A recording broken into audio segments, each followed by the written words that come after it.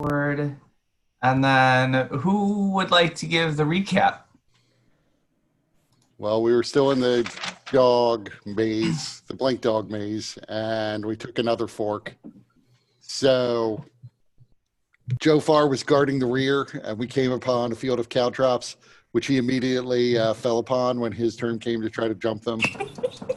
We came to a locked door, which gave us a lot of trouble, but we finally did crowbar our way through it.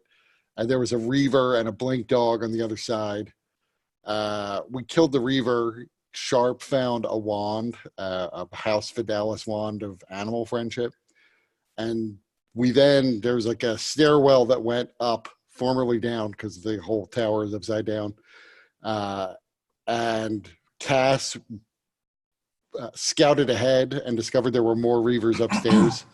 So Sharp decided we should set a trap for them by taking all the caltrops that almost killed Joe Farr and putting them under this so that when the reavers come down or to where we are, that they would fall on these caltrops.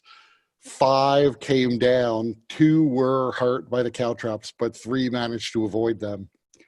We all then went to one side of the room. We split into 2 teams, and Team A was Silhana, Sharp, and Joe Farr. And we ganged up on one of the reavers. Team B was Cass, and he fought 4 of them. You weren't supposed to follow me. I thought, I'll take one behind us and everyone else can hold the line. No, that did not happen. Yeah, but you're a little girl, and Cass is just a lowly goblin. Yeah, but Cass is still smaller. So it turned out those 4 almost killed Cass and inflicted potential brain damage on him, which caused him to use his goblin ability to flee, to disengage and then go. But because he had already used his goblin ability to disengage and he didn't understand the goblin ability completely, it turned out he could not also hide. But he nonetheless crouched down as best he could. One of the reavers, though, chased after him, stabbed him again. We chased that one who started to run off after we dealt with the other 2. And we knocked him out and bound him. Then we were discussing retreating to long rest again, even though we rested not that long ago. Yeah. I think the problem we were discussing was the fact that there was apparently another room with really bad sounding things in it. There was also the door that you guys opened was trapped, and a giant stone fell when it was opened, which also caused quite a bit of damage. So, yeah, I believe you guys still have that one reaver who's been tied up, correct? Yeah. Okay. So, and you guys, the door to this other room is open a crack, and you can hear multiple voices and strange mutterings, and in fact, Cass, you're getting a distinctly strange feeling from within.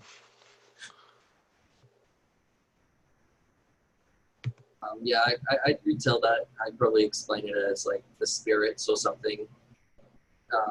Yeah, they're all there together, like a cordial of spirits. That's it. Did I already send you information on that? I don't think you did, no. Because that's exactly what it is. Oh, is it? Okay, yeah. There you go. So without even knowing it, you correctly guessed that it seems to be like a highly concentrated area of spiritual energy right there within the room.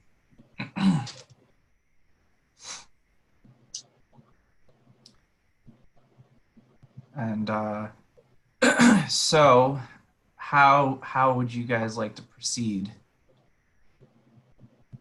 You just came off of a fight. You have one one Reaver remaining who is unconscious and tied up.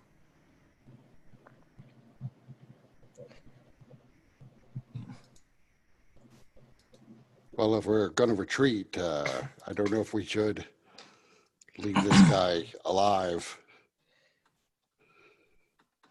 We could always take him with us and keep him subdued, but he's going to wake up eventually and start making noise and maybe attract others to us before we can tend to all of our wounds.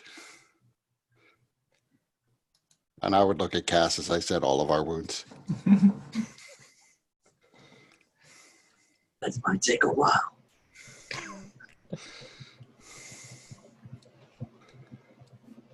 Well, do we have any way to communicate with him?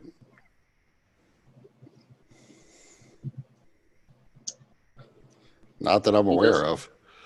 He doesn't speak any of our languages, does he? He's been unconscious, so you guys haven't really had a chance to question him. Yeah. Oh, but like as they've like ran this and stuff like that, they're yelling. Do they speak words or? Quick words? Any of the noises that you've heard them making largely are composed of grunts and gestures. They seem to, in general, understand the gist of each other. But if they are speaking a language, it's not anything that anyone recognizes.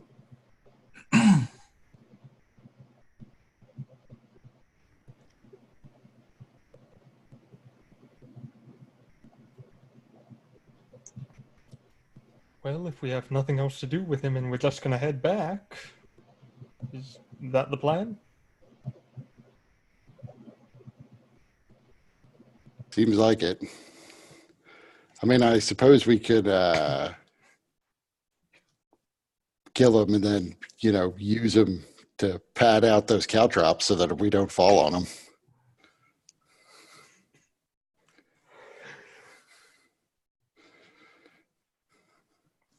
I guess that's what we're doing. No prisoners, okay. I'll just walk you there and snap his neck. No reason to get blood on a sword, I guess. Okay. Given your experience in the ring, as well as your combat prowess, you can... Well, give me an athletics check. I will use the time to distract Jofar because I know he's going to narc on us. It was a self-defensive neck snap, I swear. That's a total of 16, yeah, 15. Okay, so it takes a bit of effort for you, but you are able to do it. It takes a couple of, and then finally you, So Sharp, how do you distract Jofar in this moment? I'm going to say, by the way, did you notice right next to where there was those caltrops where I think I saw some graffiti? All right. I'll have to go investigate. Jofar, do you want to give me an investigation check? Yeah, with disadvantage, I will. And then when he's off doing that, I'll yell, "He's attacking!" 7. So at first, Jofar, you actually believe that you do see some graffiti, but then you realize because of the strange material that the caltrops are made out of, it's just kind of reflecting funny off the ground. Okay. He's coming right for us. So I turn around, and what do I see then? Well, Solana, what does he see? I'm standing over him, holding his head close to me, going, I think he's dead. Good. Did you put it out of its misery? About time. What took you so long?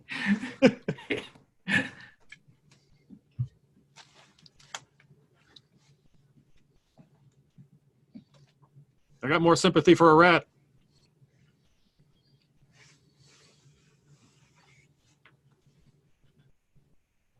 I think the plan was to retreat all the way back to that bedroom where we were safe once and all of our happy memories of that place.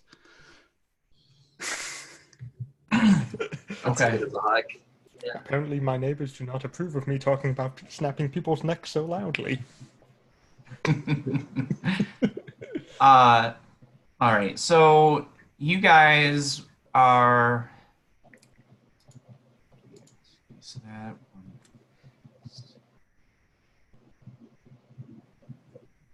All right. So you guys have had a chance to navigate the maze.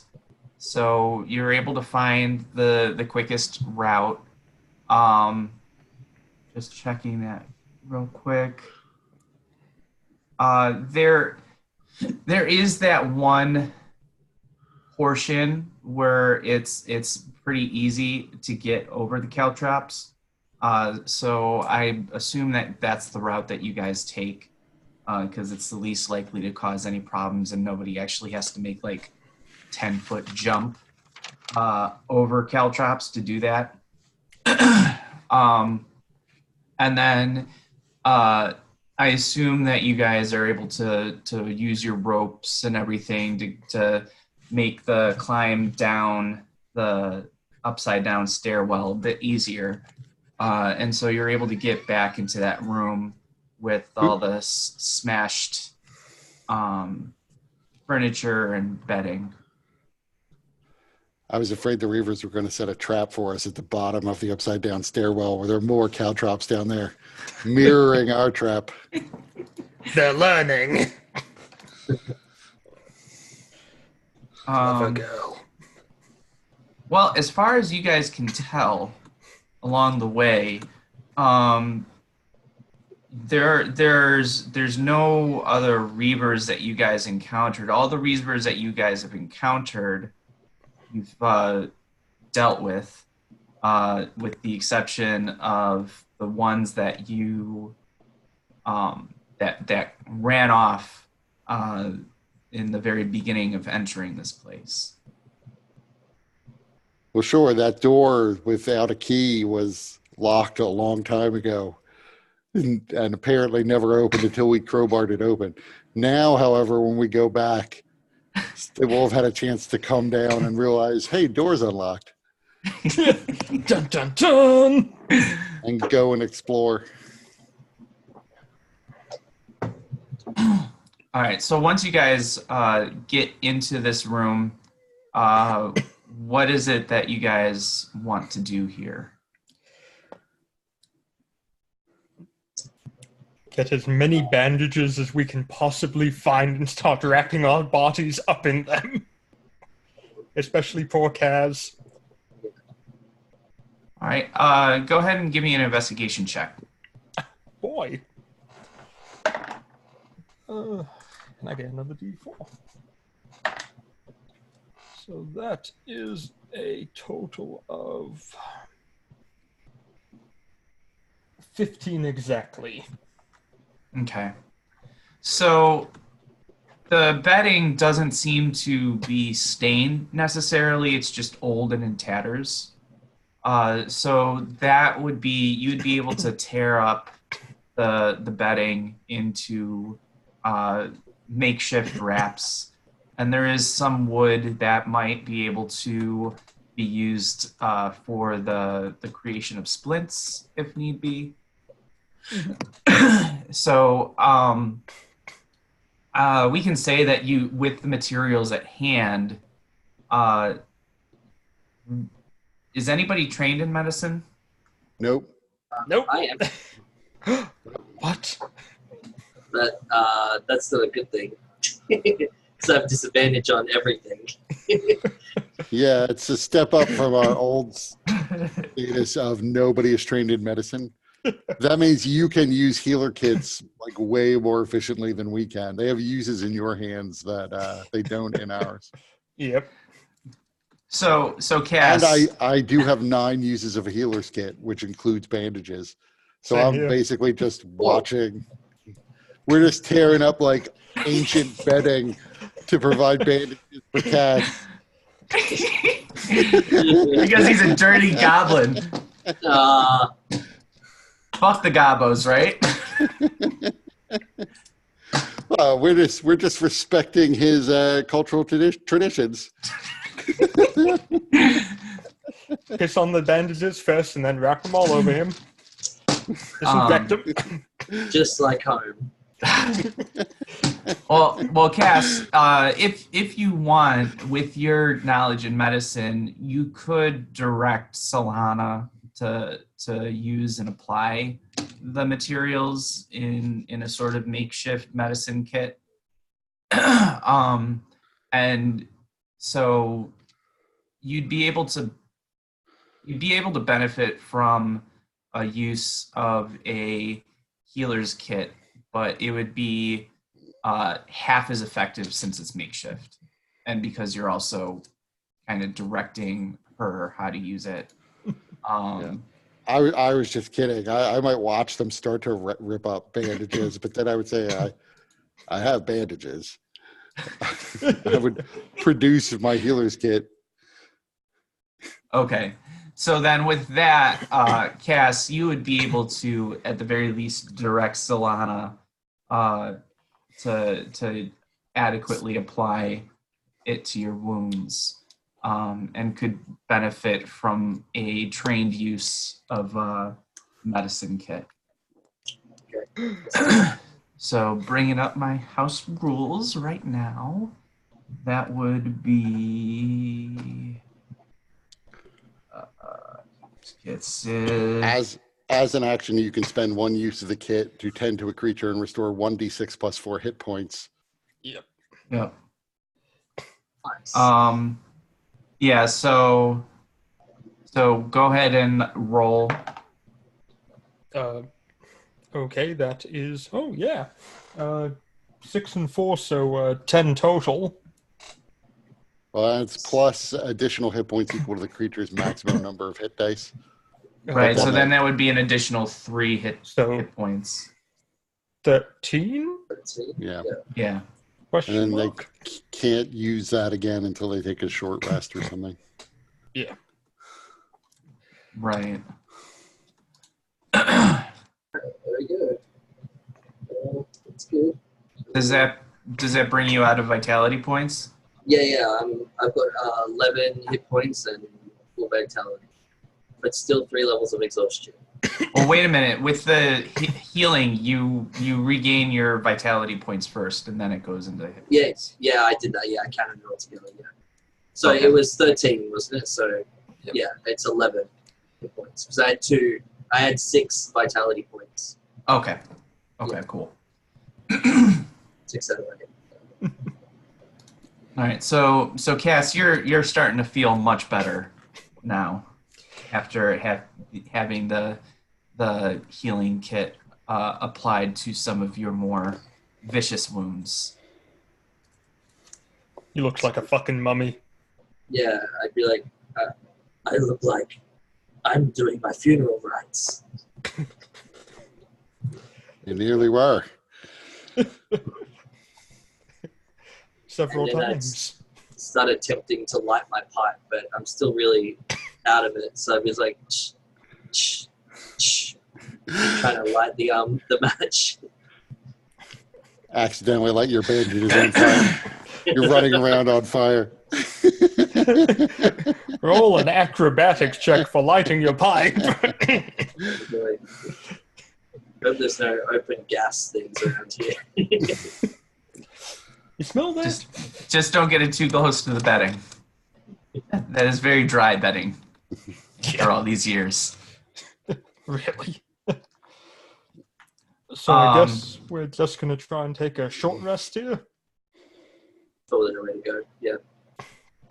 Is that all people I want can- to do is take a short rest? Is that all we can do? Because, I mean, how long have we been awake since our last long rest? Like 3 hours? Yeah, I mean, Yeah. you guys would need to spend the entire day doing something, and then you would have to take a long rest. So it'd be basically like 24 hours.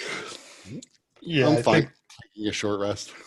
Yeah, I think if we can't really RP justify taking 24 more hours down here. Yeah, no, I totally We agree. have, But we anyways, have good berries. Cut a good berry into like 24 parts and have one part every hour. Yeah. During the short rest, can I use my hit dice to get rid of a level of exhaustion or something? That I think I can do. Not normally. Exhaustion is very difficult to heal. So, Yeah. how many action points do you guys start with? 1 action point a session. Is that right? Yep. Okay. So if you spent, how many hit dice do you have right now? Okay, so you have all your hit dice? Yeah. Okay. So I would allow you to spend an action point to attempt to remove a level of exhaustion. It'll be 1d4 minus 4. And you reduce the penalty for every hit dice that you sacrifice. Okay, so I'll lose 3, and then that'll be 1d4 So then minus so it would be 1d4 minus 1. So that would be the number of levels of exhaustion that you could heal. Well, I have the chance of getting rid of all the exhaustion. Yeah, so let's do it. It could be good, it could be bad, but you've used all your hit dice too. So Yeah. Remember true. last Thursday, just don't roll a 1. All right, here we go. 2 will do. So that's 1. So you've healed 1 level of exhaustion then. Yeah, exhaust level 2 then. All right, that's not terrible. Half movement speed. Is anybody else wanting to spend hit dice for increasing their hit points? Heal some, or I don't exactly remember the context, but I did that at the end of the session. I think I assumed we were short resting, so I spent all my hit dice healing up after because I was otherwise down pretty low. That's fine. Also, since Cass is trained in medicine, with Sharp's medicine kit, he could apply uses of the medicine to you guys to benefit to increase your hit points if you want. So Kurt, if you want to retroactively unspend those hit dice until you get a use of the healer's kit, you can. And if it's not too much, I can also do the Song of Rest. If you want to listen to Throats again.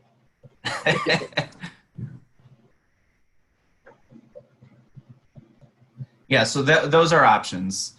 So yeah, I would listen to the Song of Rest, but otherwise I'd rather reserve him using the healing kit on me since that's an action and spend the hit die.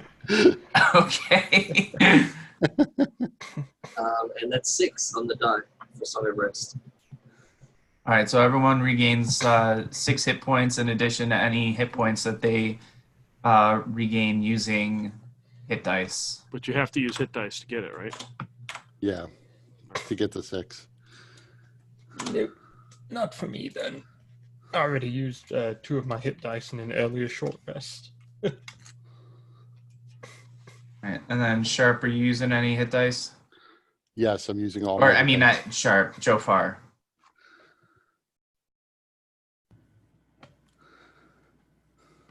Jofar, are you using any hit dice? No. Okay. So then everybody that is short rest recharger, you recharge all your stuff. So Jofar, you've recharged your Hunter's Mark and your spell slots. Sharp also recharges your spell slots. Solana, you get your Kai points back.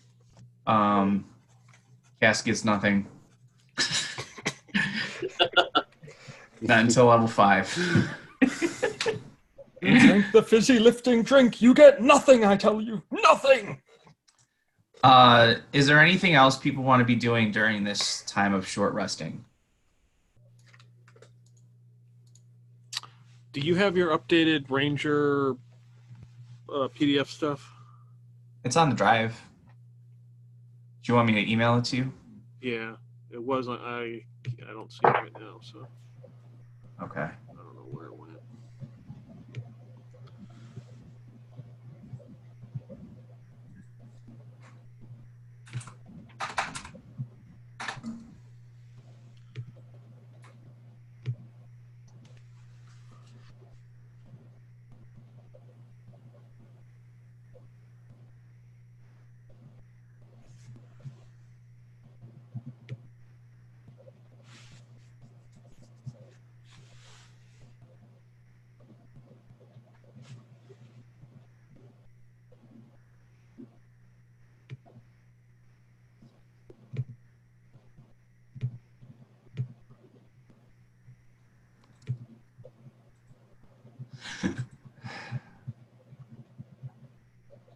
All right.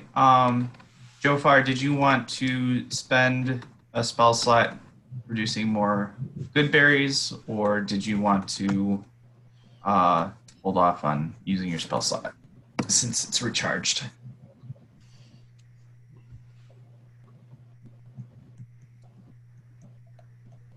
And do you have any good berries remaining? I think you still have some remaining from your last. Yeah, I've got 3 written down. I don't know if I used them or not.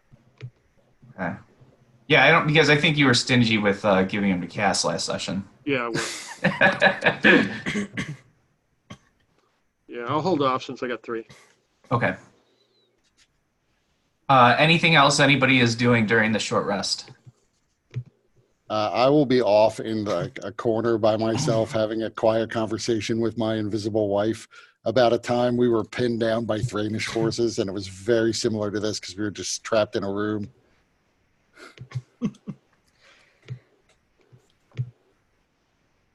Honestly, So you guys are watching Sharp slowly lose his mind. oh, it's not that slow at this point. It's about the usual speed. As that happens, Cass, you notice something. Dun, dun, dun.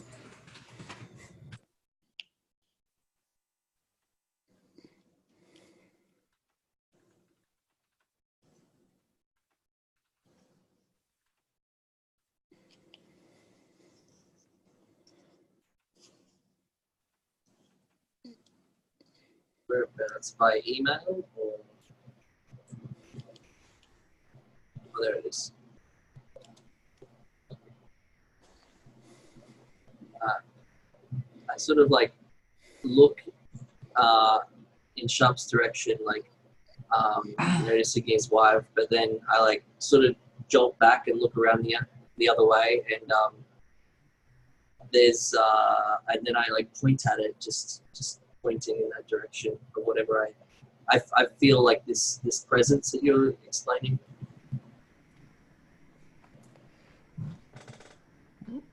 There's something there. Where? Dun, dun, dun. So are you pointing at Sharp, or are you pointing somewhere else, or? Wherever this presence is. Yeah, it's in the vicinity of around Sharp, Okay. but you can't really tell. It may actually just be Sharp as well. What? It's very ambiguous, but you sense as he's beginning to engage in this discussion, you sense the thing that I sent you. Well, then like no one would really react because this is pretty normal and Sharp to talk to itself, I'm guessing. And I'd walk over and see what's going on. And point at Sharp and say there's something there.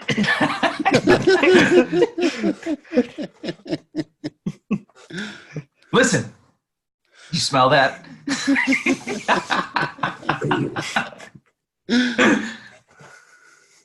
My God, it's purple. Who is this?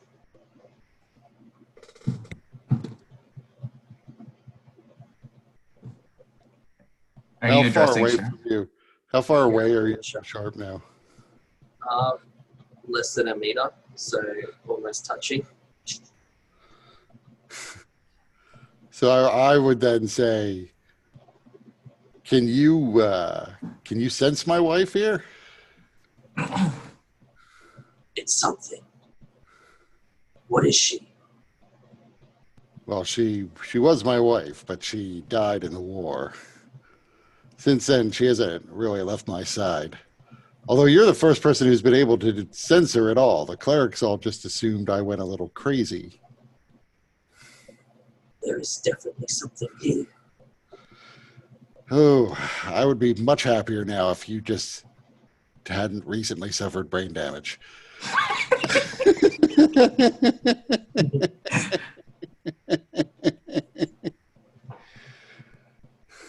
Maybe we have the same brain damage. Yeah, that's about my luck.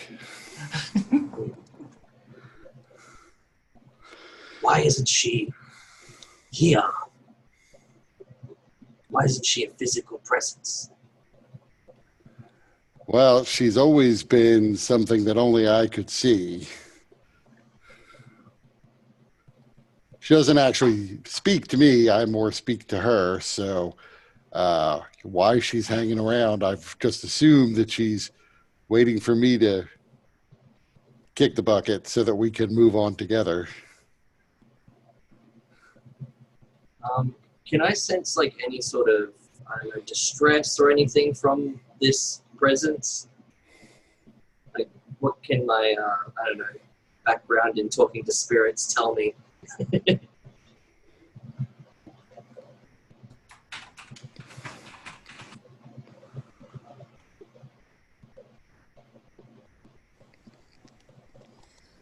What funeral rites did you have for her?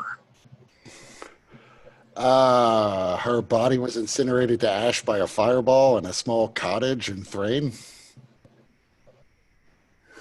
Well,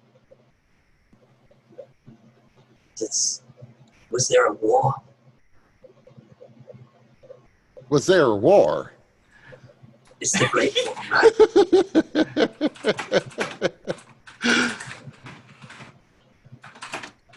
right? Are you unfamiliar with the Great War? I would know about it. I wouldn't. I would have been in a totally different area in the Thrain, though. I'm pretty sure. You definitely nobody didn't know about it. Okay. Yeah. Well. The treaty gave goblins their sort of own country segmented out for them. So it was a very, very popular time to be a goblin, or not popular, but there was much goblin celebration at the acknowledgement of them having their own kind of homeland that was generally recognized. Was she a fighter? Yeah, we were both in the same unit.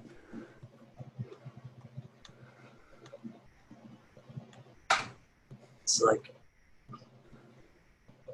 me and my wife were the same. How did your wife pass? We have something in common. She fought those creatures. The black, corrupt creatures. They took her. Yeah, I had a very similar experience, except my black corrupt creatures are people from Thrain, all of them. From the famous houses.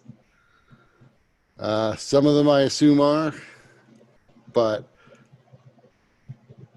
I've never met a good person from Thrain. I just spit and just go duck, which just pretty much means fat bastards.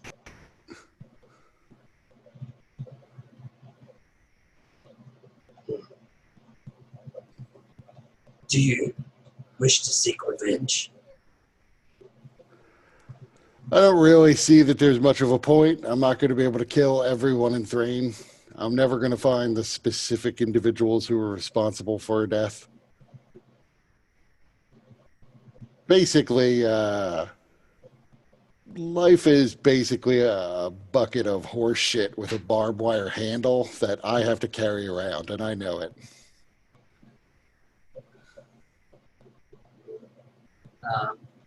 Yeah, Cass would smile, like, and he'd like just like it'd take him a little while because he's trying to imagine it. And he's like, quite amusing.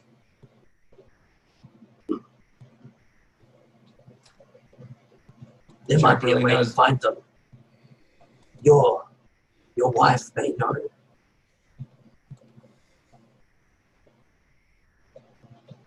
We could communicate. Not now. Not here. Well, if you can get a word or a smile from her, that would be great. I've mostly been able to see her point at things and not much else. Not much more in the way of communication, at least.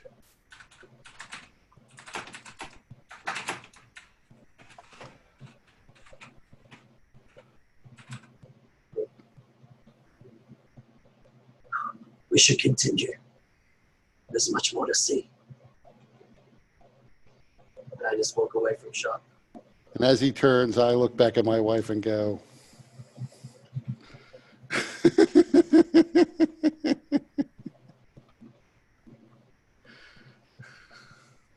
Just fuck already.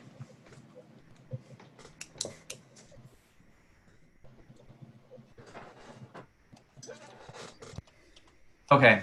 Anybody else doing anything during that time? Jofar, Solana? I'm keeping watch to make sure we don't get snuck up on. We're doing a short rest, right? Yeah. Yep.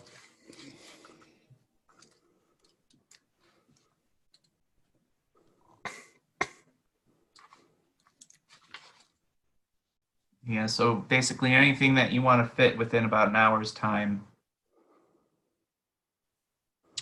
Yeah, I don't have enough time to organize these ball bearings, so that should be okay. Okay. All right, so you guys' short rest has passed. What would you like to do next?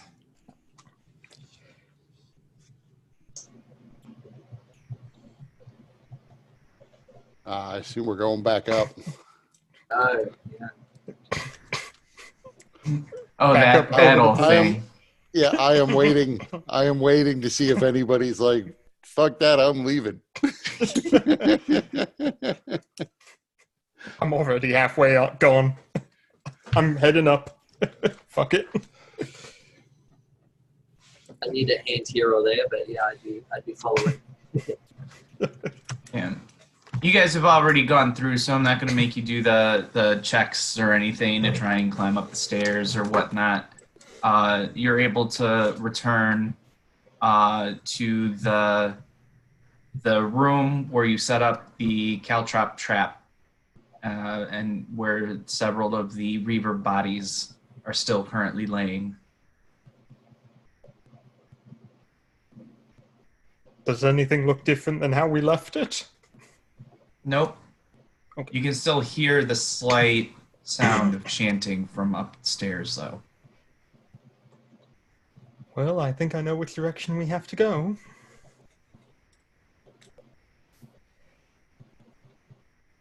Yep. Do we want to lie the dead corpses on top of the caltrops? Or do we want to take the time to move the caltrops out of the way? Yes, we'll use the bodies. Yeah. Okay, yeah. Just, I'll start laying the corpses over them so we can get up there easier. Okay. So that takes a couple of minutes, but you're able to do it pretty well. Creating a safe, if somewhat unstable, carpet of flesh upon the caltrops.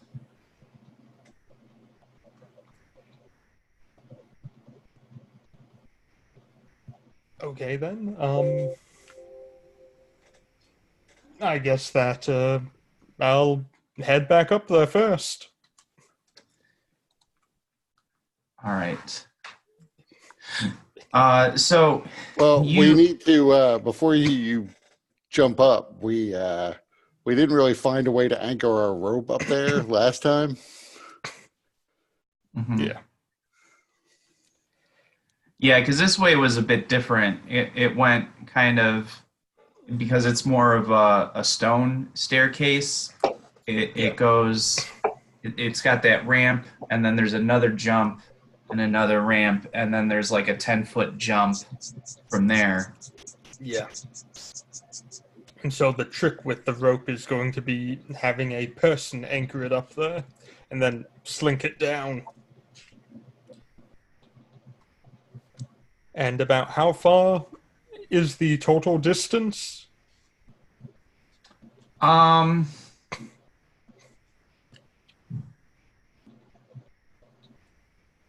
50-foot rope should just about cover it. Okay. It's gonna be a bit of a jump for everybody on the ground floor to get to the rope, but it's doable. Does anyone else have rope? I think so. I think I got some rope. Yeah, I mean, if so, we could Yeah. just tie the two of them together and not have to jump. And also have better anchor points, possibly.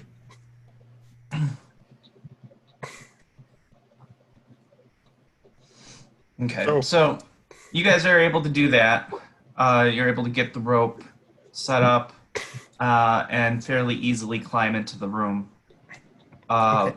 Once you enter the room, just to kind of remind everybody of what lies up there, it's the floor at the northern end of this hall is strewn with mounds of shattered glass. Yet the truly strange thing is the wall of opaque glass at the far end. A jagged rectangular opening opens into a large room there that appears to be part of the tower itself. Wait, no, that's wrong. What the fuck? Oh, I'm reading the wrong room description. I'm sorry. That sounded weird. Okay, there we are. The seal of Hospitalis adorns the ceiling of this room, which was once the floor. The slashed canvas of a beautiful portrait is on the floor, partially buried amid a heap of shattered furniture. The western half of the room has collapsed, leaving a solid wall of dirt and stone. There is a half-open door to the east, through which a strange, sibilant chanting can be heard. Now, with the door as I enter, is there a door frame or is it just smooth completely? You mean as you emerge from the staircase? Staircase, correct. No. It just the stairs kind of continue to go, but there is like a ledge where you can climb onto it. Okay. And I can climb and anchor myself there somewhat, hold myself in place while they climb up the rope. Well, you can probably find a outcropping or something where you can tie the rope. Okay, then. Since I mean there wasn't anything directly around the ledge, but last time you guys were kind of dealing with the Reavers being in that room as well. Yeah. So, but given a couple of minutes, you can find something to tie the rope off on. Okay. I'm gonna find something and then yank on the rope a few times to let them know to come up.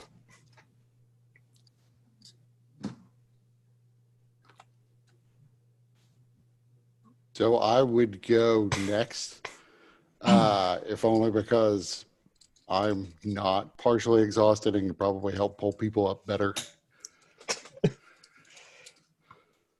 Probably. All So right. athletics check, I assume. With the rope, it's you guys are able to make quick work of it. No need to do checks. Thank you.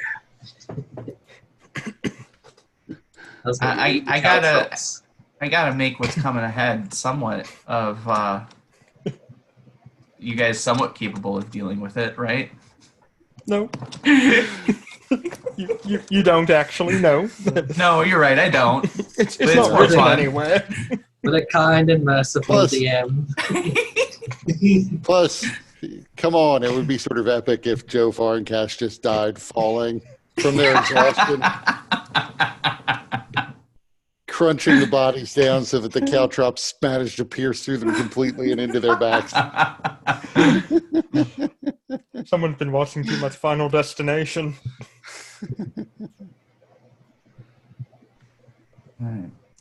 So once everybody's climbed into this room, you see the scene before you, and if you guys wanted, you could approach the door and actually be able to hear what the chanting is saying. I'm gonna point at Silhana, and then point at the door. I point at Cass. I'm too noisy to try to sneak over there.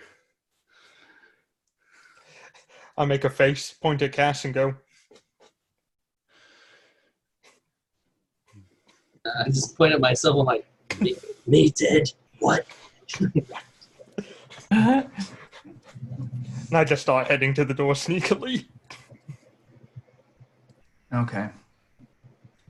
So you hear something kind of in a sing-song voice, and I'm going to say it's going to go on for a while. So if at any point you want to stop listening and do something else, like go into the room or whatever, that is completely up to you.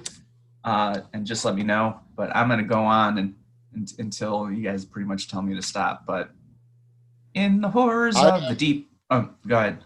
While she is over there peering through the door, I am watching Joe Farr, expecting Joe Farr to try to do like a run and then kick into the door.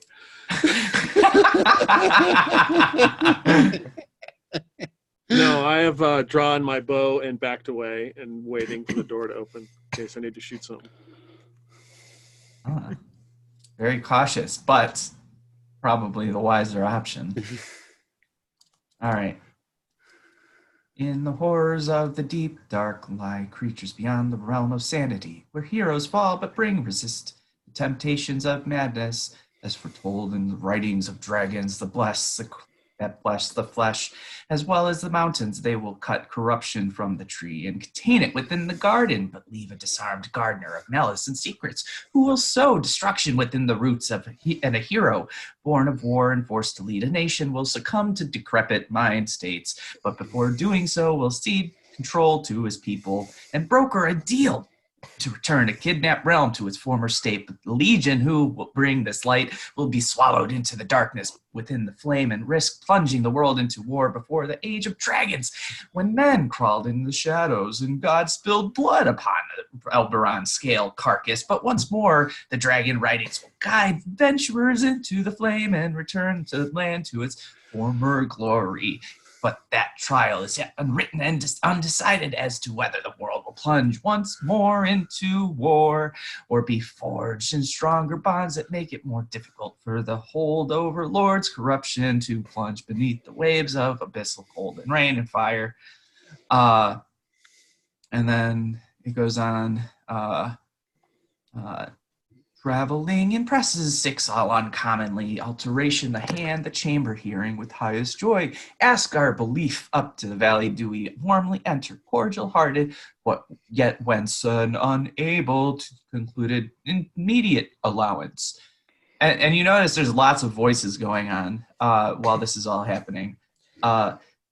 Favor of dragons arrive pretty through fallen and direct reasonable. We ourselves entreaty thee. The eye who's asked it, stand it, sense not spoil, prudent, but your conduct there, limited and paid as hope, so face be upon it, the goodness of suitable learning subjects, ecstatic children he could not leave as match, remember the lesson, forget the loss. Smile spoke, few great hands and eyes, wings amongst moments arrived, but believed its prospect. Companions understood as connection induced. Nay, healer can admit belonging her summoner, summer's lovers 20 in, not his difficulty boisterous surrounded, seems folly if in given scale. She How many contented. voices do I hear? Am I guessing? 3 to 5. 3 to 5. Yeah. I take a step back and I walk up to Kurt and I go, there's about 3 to 5 of them in there. So I'm going to risk sneaking over to the door. Since it seems like whoever is chanting is crazy anyway. All right. So as you sneak to the door, are you trying to listen or are you trying to see what's inside? I would try to see what's inside. All right. So what you see is it seems to be it was once a temple to the sovereign Lord Balinor. The shrine has been turned upside down, but in more ways than one. It's filled with pieces of shattered statues, icons gathered across the broken district of Fallen. The heads of long-dead nobles are mixed together in jumbled heap with the limbs of gods and bits of abstract art. And amid the wreckage, one statue stands intact. Made from polished white marble, it is a 9-foot figure of a beautiful, angelic man wearing flowing robes, one hand outstretched as if it is in the midst of casting a spell. It seems as if he might once have had wings, but all that's left now are jagged stumps covered with raw muscle and a few stony feathers. A tiny piece of the statue where its eye should be seems to still be missing. And it's really intricately detailed statue as well. And in front of the statue, facing away from you, appears to be a young. You can't tell what kind of race it is, but it's a young humanoid, or at least a smaller humanoid. And then there's also a large blink dog, both facing away and looking at the statue.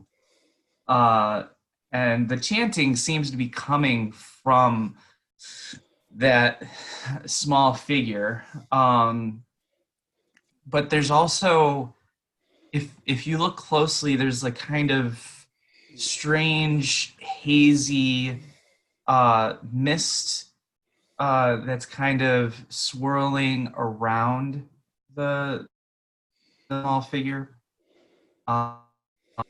and that's what you see. And I can show you a picture of the statue, actually.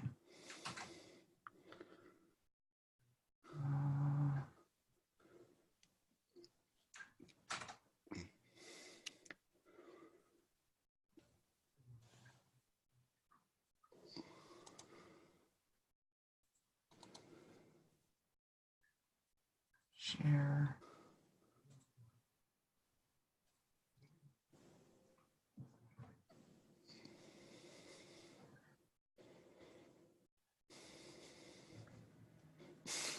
Oh, hey, I think I dated him a few years back.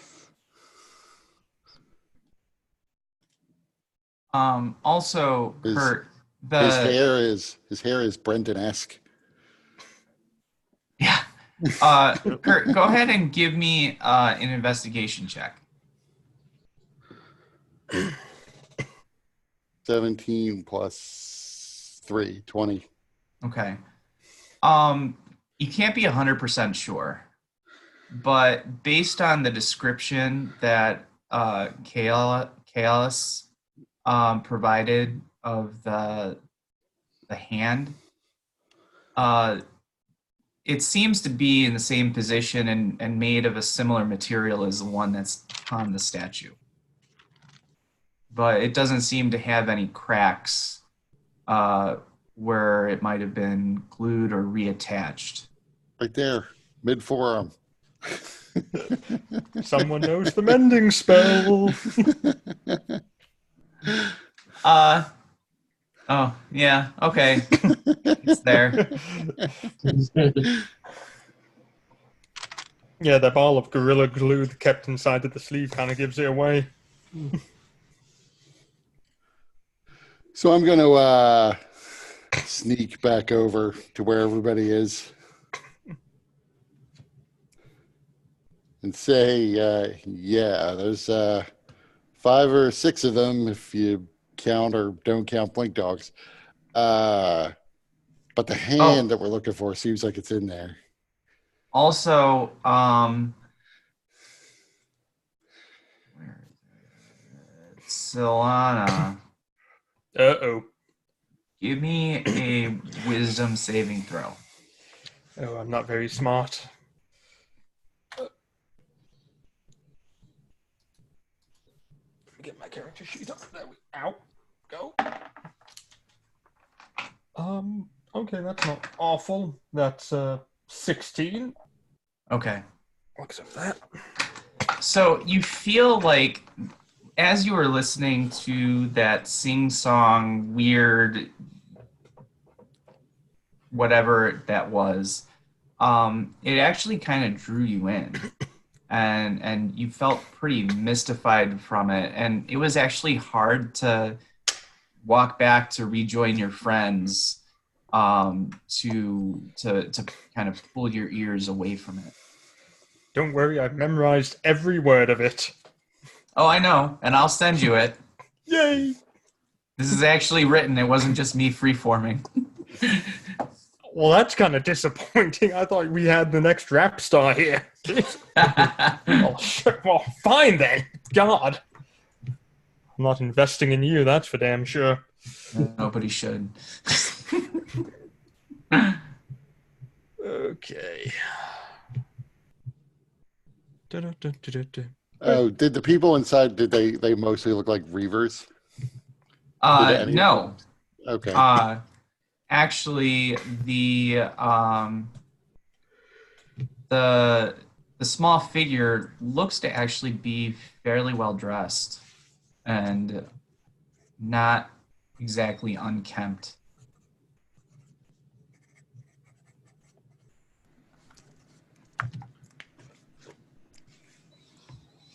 Okay, Sharp. So, how we doing this? Well, I don't think it makes it's going to work out well for us if we wait for them to finish whatever this ritual is they're in the middle of. Although it doesn't look like the statue's 100% complete. Still, how you guys feeling about a frontal assault? Are there any rats in there? Not a one that I could see. Brendan, the more that you're in range of listening to this stuff, the more you're starting to put some pieces together.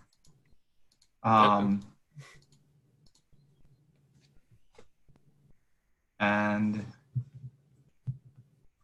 so you get the sense that it is, you get some information. Make sure I send it to you, not Kurt. Uh-oh. Kurt knows everything.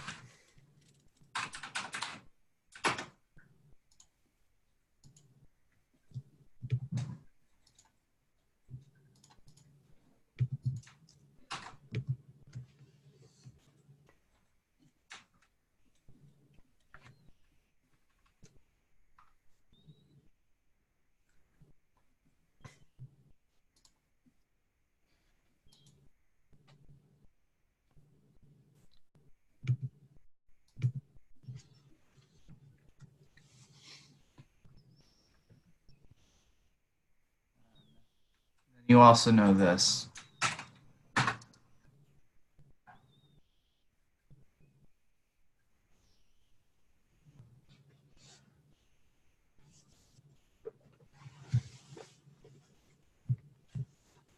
So, yeah. I'd be like, we should be worried. Inside is a very gifted psychic. Which one is the psychic, the well-dressed one? Possibly. Maybe So that cloud is being controlled. Being controlled by who or what? The psychic.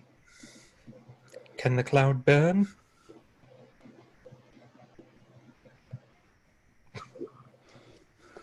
I wouldn't want to touch it. There's Well, I do have There's a this few. thing. Oh, sorry. Yeah, what were you going to say? I do have a few flasks of oil we could toss in there and light on fire. Maybe the cloud burns. There's this forbidden ritual the goblins are not allowed to perform. I think you would call it a meanwith. In any case, it is almost like a great sacrifice. And it leaves a weak spot on this plane.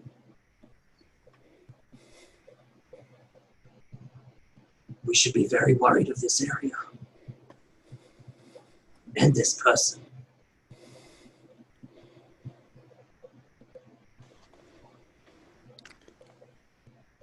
So do is not that listen to the.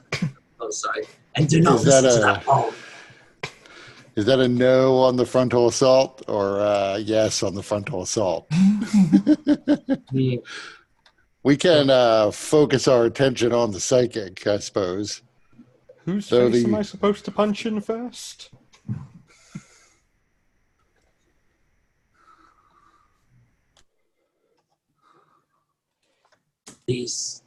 That cloud may be. It is the conglomeration of all of the dead sacrifice spirits. I would not want to be in contact with that. That is what will most likely kill you.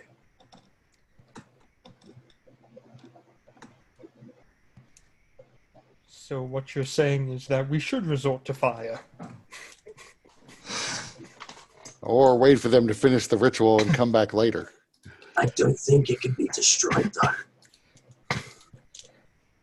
Okay. It makes a mark on the earth, or on this plane. I'm not sure if this is earth. Yes. Yes, this is definitely not a ritual. The ritual's already happened. Okay. So you're saying it makes a mark on the plane. Sounds like graffiti to me. We need to stop it right now.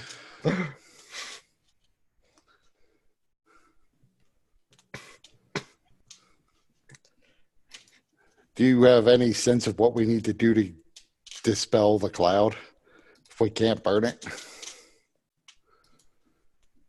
Well, out of character, without action points, I don't think anything can fucking keep this cloud under control.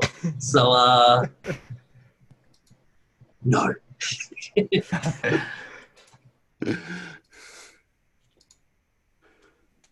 Now, this entire building's made of very sturdy stone, correct? As well as magically reinforced glass. So I probably can't collapse the entire building then very easily. Well, think about it this way. This building not only survived the last 80 years without any maintenance, but survived after being speared through another building. Oh, tell that to Monte Casino, and that place didn't last too long. If only we had some jet fuel. I don't think we're going to be fighting. I don't think we should, at least.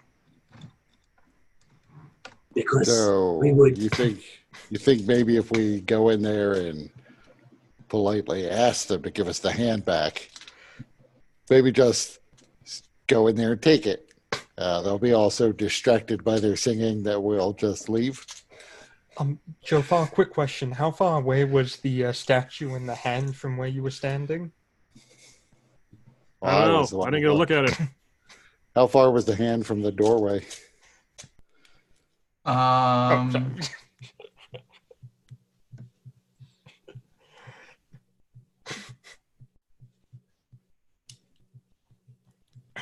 It's a good 20 feet.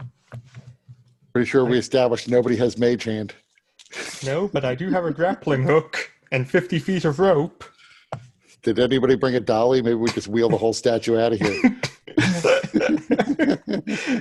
I'm just saying, we can go ahead, put a grappling hook on the end of the rope, throw it in there, wrap it around the hand, and pull as hard as we can. When you were listening to the words, Silhana, what did you feel? Like I didn't want to leave. It was drawing me in. That seems to be what this place does. This person is most likely just like what you would have been.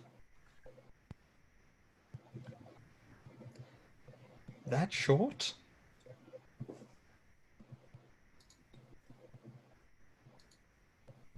Well then, do we have any ideas how to retrieve what we were asked to get? Well, We need to communicate with this person. first, does anybody have a forgery kit? Let me look. Sadly not. I do have painter's supplies, though. Must have been your brother who was the forger. He was. He forged himself into existence and then left.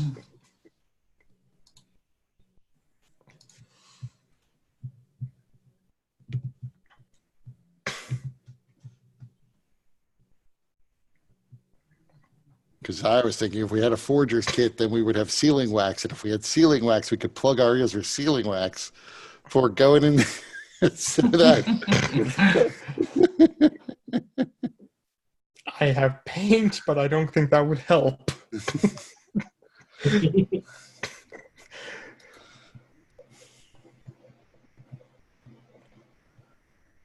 So it doesn't seem like going in there and talking to them is going to be the answer. And it doesn't seem like going in there and fighting them is going to be the answer. That leaves us plumb out of answers. No one has a bunch of flour, do they? Finely ground flour that we can light on fire to make an explosion? Oh, never mind. Ugh, shit. So, the cloud which is in there, is it like sort of focusing around the statue? Is that it's No. sort of no? Okay. No, it's swirling around the kid. Okay. Kill the kids, save the world. And Cass, if you were to actually look at the cloud, you would know.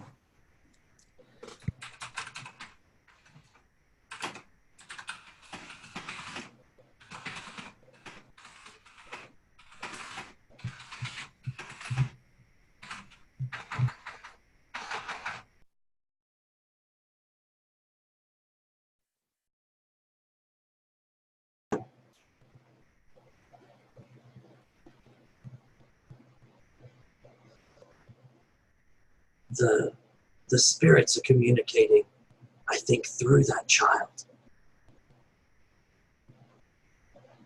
We may. I didn't realize how old is the kid.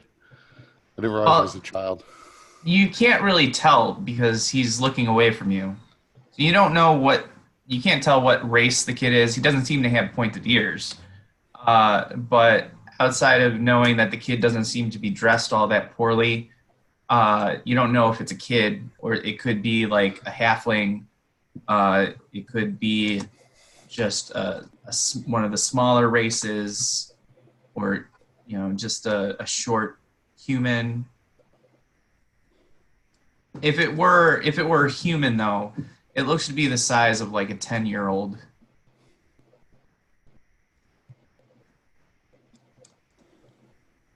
So, Cass, what if we paralyze the kid?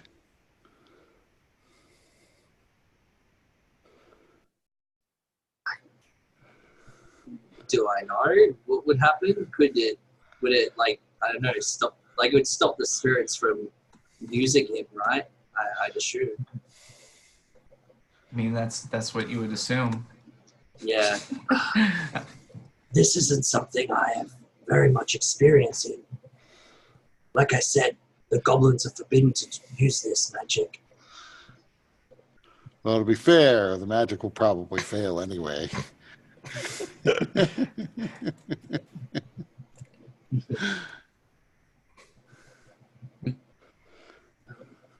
Could we try talking to the spirits through the kid? It will attempt to lure you. Mm-hmm. Right. That's if we talk to them, we're going to wind up becoming one of them. And if we attack them, we wind up becoming one with the afterlife.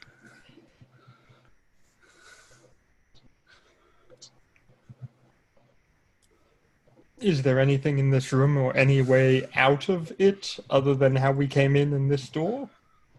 Well, I think that's the hand we need to take back to our employer.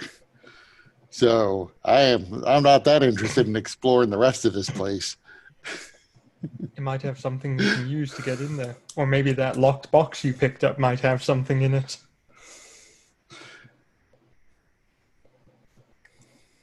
How do you control your spirit, or your wife's spirit, Sharp? I don't control her. She does whatever she wants to do. Turns up when she wants to turn up, leaves when she wants to leave.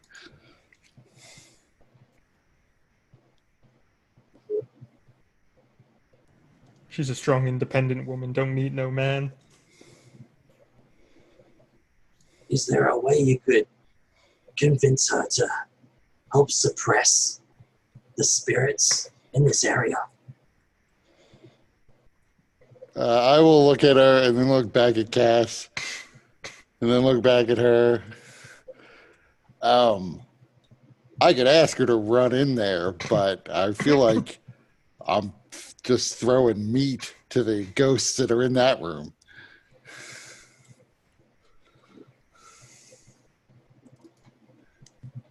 Somehow I have a feeling that throwing smoke sticks in there won't have any effect on this gas.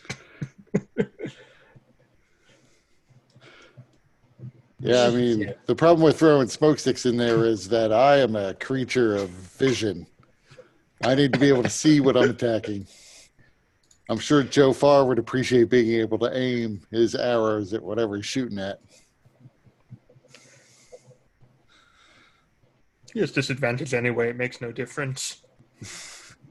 Well, hopefully, without being lured into there, we could communicate with these spirits and see what they want.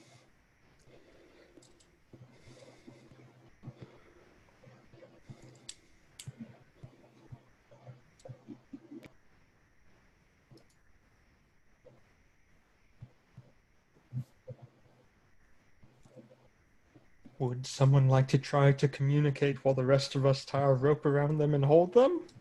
Back. Not a lot of options. I'm not sure the problem is that you're going to need to yank someone out of that room. Yeah. I think the problem is that when they come back, they're going to want to go back in on their own. Yeah. Whereas, I mean, thinking about it from just a pure arcanist point of view, can't we just pummel the short guy into submission and then hope that causes the spirits to go away? I'm a monk. I fist things. I'm not good with all this thinking stuff. Hashtag Pornhub. Yeah. Jesus Christ.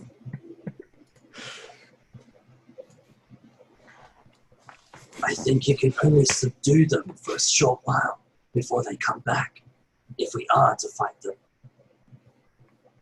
Well, I'm fine with that. We only need to get in there, get the hand, and get out. I don't have any problem running in there, trying to yank the hand away, and then we do a fighting retreat. Did is the chant or whatever only working on Silhana, or like anyone who listens, or what's going on? What's that? Would the chant work only on Silhana, or is it working on everybody who listens? Essentially. Well, Silhana was like up close, listening to it like For a while. intently for several minutes. Yeah. You guys, I mean, you're kind of feeling intrigued and kind of almost like bedazzled by it, but it's not a strong pull at the moment. But if you were to get closer and hear more distinctly for a longer period of time the exact things that are being said and how they're being said, things could be different. Well, how about this? How about we take up positions around the room? I will then trigger some sort of distraction, and we'll see if we can pull them out one by one.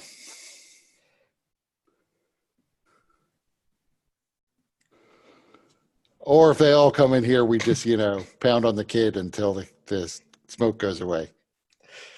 Well, we can always pound a kid. Oh boy. No. Hashtag not Pornhub. Yeah. Hashtag just nope. Hashtag Biden. Oh boy.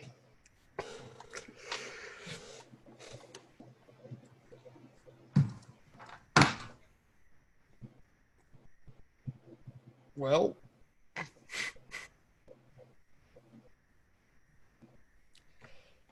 one thing that you guys do notice is it doesn't seem to be responding. I mean, you guys might be being quiet enough not to have alerted anything within the room, but it seems to just continued speaking in this weird, nonsensical stuff. So we need the hand of this thing from here. Is that what we're here Yes. for? the statue. Yep. Yeah. Well, just to remind you guys that what was offered was specifically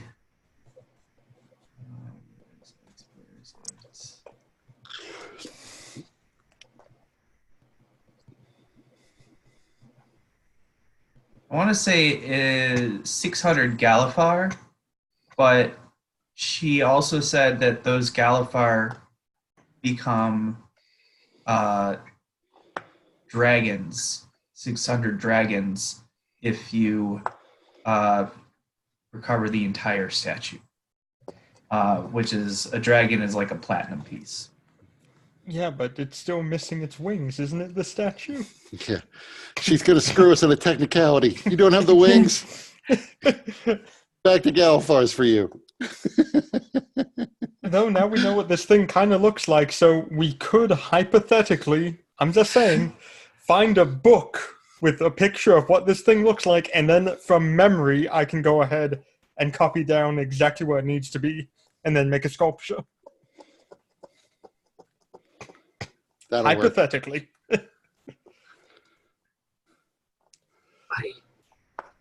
I mean, how big is this statue? Does it look like it weighs, what, 50 It's pounds? 9 feet tall and made of stone. So Yeah, but it might be hollow inside. It's paper mache, not real stone. I mean, you wouldn't know until you interact with it, to touch it and Right. see I what it's mean, made out of. and in addition to just the seeming weight of it, at least, in addition to a dolly, I think we're probably going to need like a block and tackle to get it like down the stairs and then up into the bedroom and over out the other door of the bedroom. And there are a lot of opportunities for us to drop it along the way. Well, as a matter of fact, I just so happen to not have a block and tackle, so fuck. Right. Right. Well, to get the whole statue out of here, we'd have to come back. I don't think the 5 of us or the 4 of us are getting that out of here. Mr. Muscle. Negativity. Muscle power alone. So, does anybody have a better plan other than see if we can draw them out, and if not, bum rush them? Where's John the intern? Let's get him to draw them out. I think I could communicate with it. And while I do that, you dismantle what you need from that statue.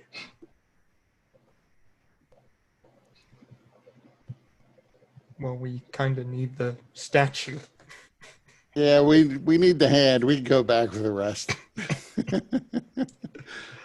I have a sneaking suspicion that they need the whole statue too, though. I think so as well. And I think those spirits will follow us if we take it with us. Why don't we all take a piece of the statue and split up? The spirit would never be able to follow all of us. That worked so well for Cass last time. No. Sure is a shame Cass got the thumb this time.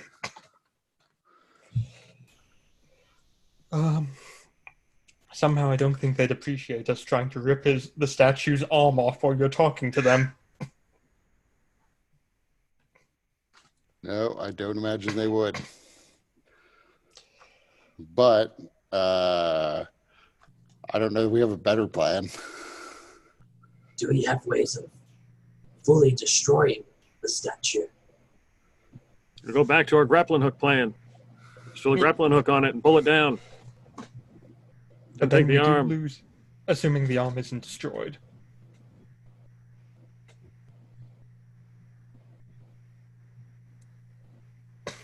One detail that I will say about the room ahead is that there's no ceiling. This being a chapel of sorts or a temple within this tower, it looks like it was a high ceilinged temple to begin with. So probably about 30 feet up seems to be where the tower broke off from the original spire, or the spire broke off from the original tower as it fell into Fallen. So there is that, for whatever that's worth. We can pull the statue up through the skylight. Right, we can fly. We can fly it out of here. Yeah, We can come back with a helicopter and just drop people to it. Oh, just got a couple more privates. They can help lift it. 20-person carry. Well, either way we look at it, I have a feeling that everyone in that room is going to have to die. Yeah, I was having a similar feeling, except I was looking at this room.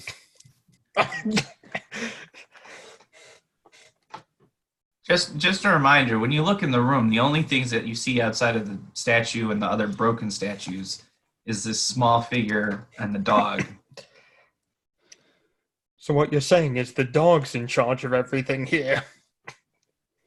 Holy shit, the dog's the ringleader. It's a large blink dog, by the way. It's clearly a blink dog. Like, is it like the brood master blink dog kind of thing? If only someone had a It does appear larger than the other ones.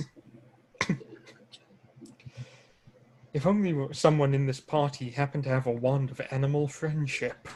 Yeah, if only that worked on Fey Blink Dogs. It always works on Fey Blink Dogs. It's not a Fey, it's a demon. I mean, I don't have the best feeling about this, but there's all of our back rent sitting in that other room. And future rent. Yeah, I'm a little less sanguine about our chances of getting the whole statue, but even if it doesn't work out, it's as good a place to go as any. Doesn't really matter. I mean, we'll be surrounded by reavers for the rest of eternity, but doesn't really matter if your body rots laying in shit and slime or is buried in a marble tomb at the tallest spire of Sharn. It's death. You don't care at that point. And on that inspiring speech, I'm ready to go. Let's go fist the kid. And the dog. Well, I believe, not to revisit all of our planning, but wasn't there going to be some attempt to talk to the spirits? We'll figure it out. Who's gonna go first? Well, I am. I need to look at the player's handbook for a second, but I am going to convert my weapon into something that can maybe break an arm off a statue. A maul. I would still like to use my shield if at all possible. So, Warhammer. yeah, Warhammer probably. And before we go in, I want to cast a spell.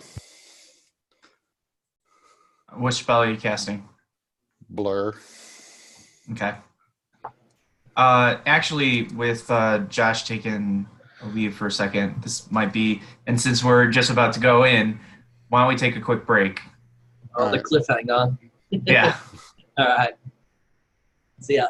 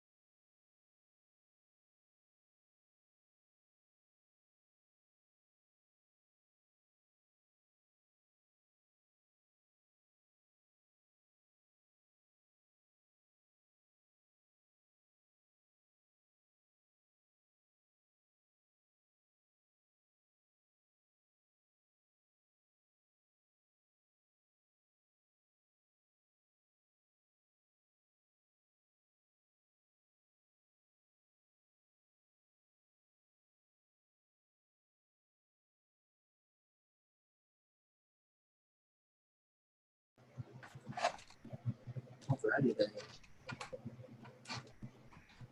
Oh, there. Yeah, so my fireplace started billowing smoke, so I had to run downstairs and turn it off. That was fun. And all the windows are wide open now. Yeah, we don't need any more fires in California. That's for damn sure. Bad enough Australia's on fire. We have a full fire ban. Yep. What's that? We have a full fire ban. A full fire ban. No fires at all there. Yeah. Does that include like cigarettes? Well, it's already illegal to throw cigarette butts out the window, so I guess so.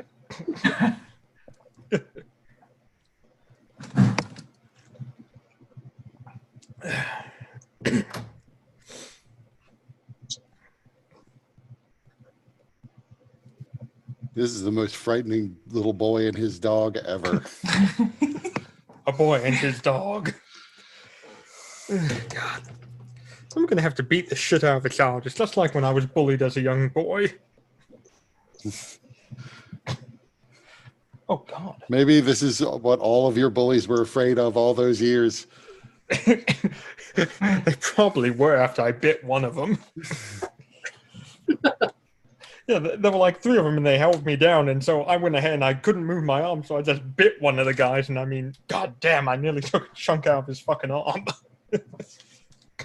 Well, let's relive that story in game. That's all you get. Oh, Well, now All you right, can so- imagine it from the bully side. Yeah. All right, so Sharp, you just cast Blur and changed your weapon into a Warhammer. What else is happening? I guess I'm going to wait until everyone's ready, then burst in there and start beating the shit out of a child. yeah, I think I'd have the cantrip friends on a ready action kind of thing on whoever wants to communicate with us, whether it's the cloud or the child or a dog. I don't think it works on a dog. Friends lasts 1 minute in his concentration, Yeah, isn't it? yeah. So I mean, you could just cast it now, and it would be still. I thought you gotta direct it at one creature, and I'm curious which creature's the one which is going to talk to us. It could be the dog. Cass, you know pretty well which one it would be. Yeah, all right. Well, Damn dogs. cast Fred's on the kid for now.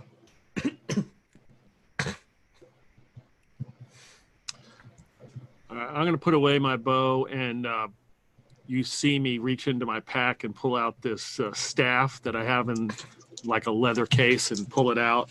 It's got all these carvings on it. Oh, I am just imagining it's like a clown bag where you're just like, you've got like a little purse. You're just.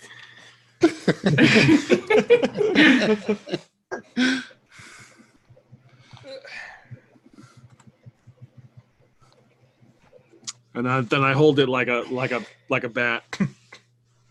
All right, it's go time. says Louisville Slugger on the side of it. So I'm going to go in and head right for the statue. Okay, so as you go in, the figure turns around. It's by its body language, it seems startled. And it has a look. It does appear to be a child, a human child. And he has a look of confusion and startle. And the blink dog begins growling, but then the kid looks at him and pets him and says, "Shh, shh. It's okay. It's okay. But who are you?" Don't mind me. I'm just accompanying my friend Cass here.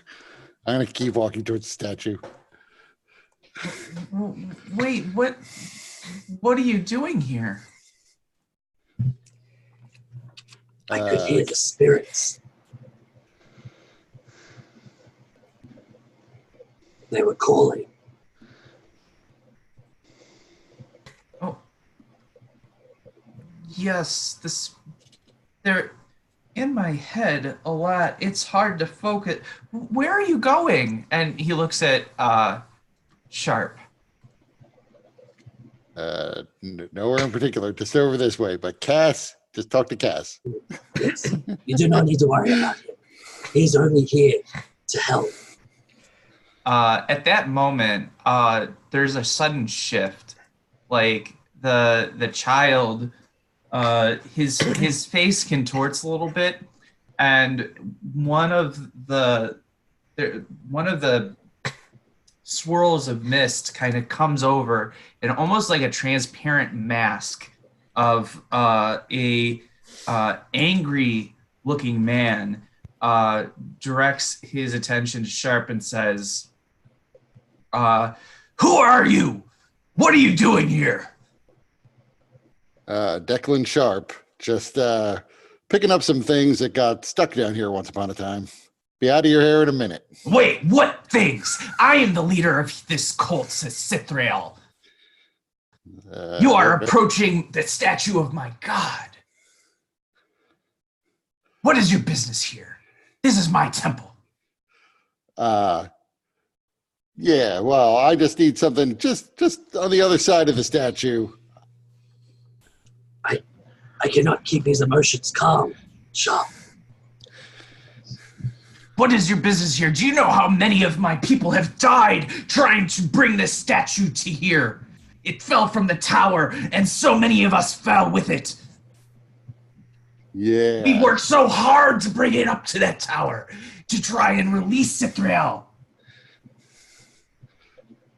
Does And then it fell. Does Sithrael mean anything to Sharp? No, you've never heard that name. Yeah, that's a new one on me, but you can keep most of it. I just need the hand back. So at that point, the child changes again. The mist leaves and another mask comes on up. This one looking very much more feminine and curious, and directs at Sharp. What is your interest in the statue? I've been studying it for some time, and I'm still trying to understand what it means. I don't myself know what it means. All I know is I got bills to pay, rent that is way past due, and we were hired to come find the hand that someone broke into someone's house and stole the hand and killed some people. You've been looking for pieces of the statue. Well, there's actually, the statue is now completed except for an eye. I would greatly appreciate you helping us to find the eye, to reattach it to the statue. It is such an archaeological find. I think it has great value. I know someone who probably would agree with you. I am really in it because I kind of need the rent money. You know how it is. Well, if it's money that you're talking about, money is no option. Once the statue is completed, well, so many doors can be opened. I can help you find the eye.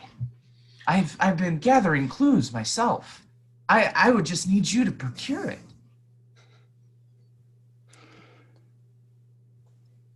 So what are the rest of the people doing? As I sort of glance around, figuring out how much backup do I have here, and probably realizing I'm completely alone.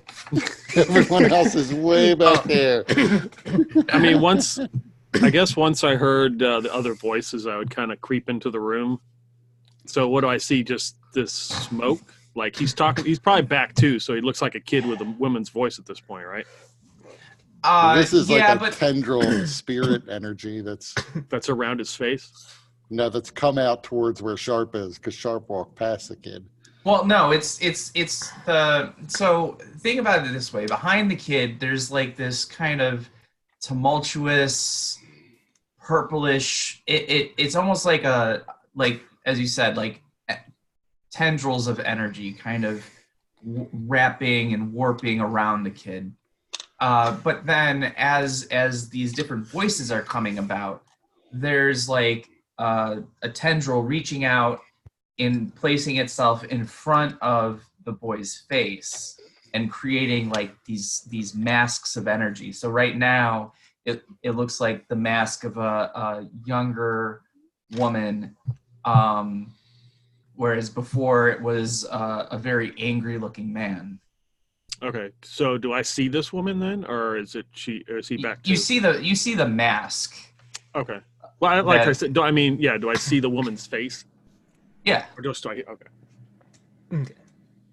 So why is it that you've roped this kid into whatever this quest is to complete a statue? I've not roped anybody into anything. Well, I the don't kid know got what you're involved talking somehow. about. What That kid? What kid? Right back there. And then all of a sudden you see the child go like this, and the mask slowly returns, and he says, so many voices, so many voices, so many voices. It's hard to control. It's so hard. They all want so many different things. They're all trying to get to... I'm just running for the statue. Hammer held high at this point.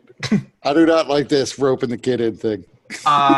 If so, as you start sprinting to the statue to try and break off a piece of it, you suddenly feel a very strong force, and make me a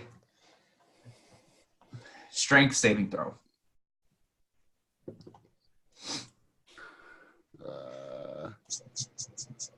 Dun, dun, dun. 18. Okay. So the force is able to stop you in place, and you're able to weather it, but you can tell that it was trying to knock you back, and other objects around the room are starting to rise up and swirl around, and then the you see the child going like, they don't like it. Janius, he doesn't want you to hurt the statue. And what's her name?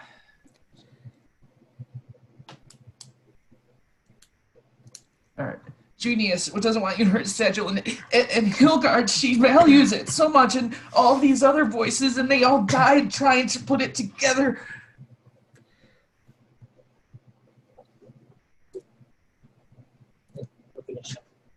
Do I know anything about Sithriel? No, that's not a name that any of you would have encountered before. Okay. So why is this statue so important? And then all of a sudden, a tendril shoots out, and it's who you assume to be Hilgard, or Hildegard.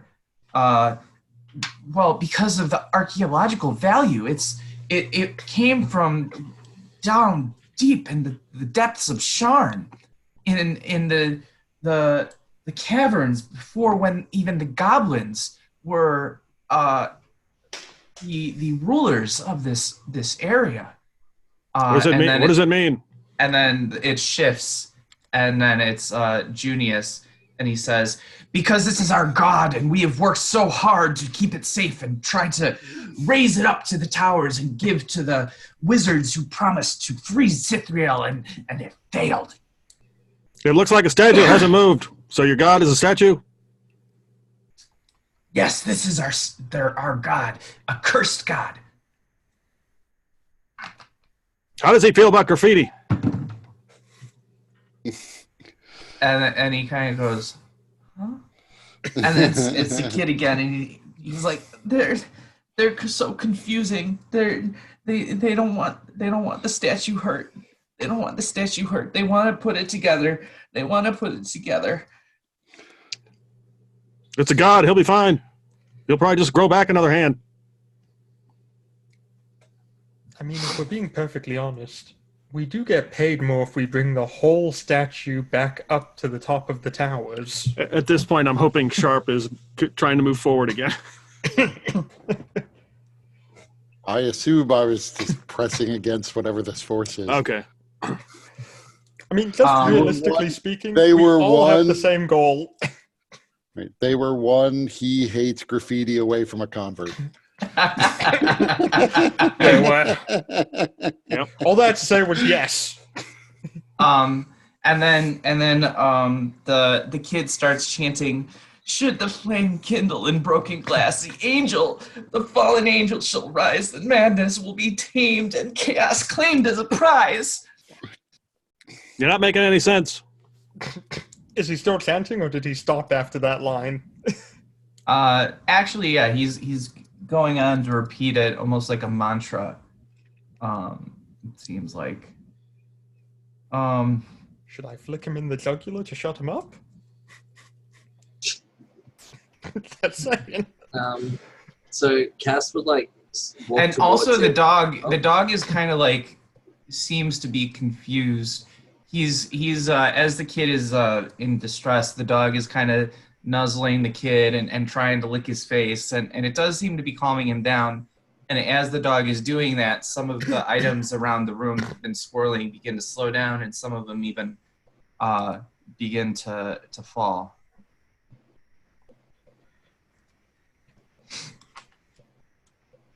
How's it going over there, Sharp? You seem to stop. What's the problem? I'll try moving forward towards the statue again. All right, go ahead and give me another strength saving throw. 6. Okay, so you strain against this force that's kind of keeping you away from the statue. You lose 5 feet though, but you haven't been tossed about. You're guessing based on the things kind of slowing down and some of the smaller objects even falling, that the kid's calming the kid has reduced some of the energy, because the force seemed to be much stronger before, as that was pushing against you. Joe, I don't want to go ahead and really say anything too much, but we get paid more if we bring back the whole statue, correct? That's Probably what so. she said? And they want the statue put back together, correct? That's what the spirits are saying? Yeah, they're going to do something with it. And they want the statue placed in the upper spires of Sean. By the sound of it, they tried to raise it up, and our benefactor is in the upper spires of Sean. So I'm just saying we have the same goals here. Bring it up to the upper spires, complete the statue. Win-win situation for both parties. I don't know about talking to these spirits. I don't think they're going to listen to you. Well, they seem to listen to you.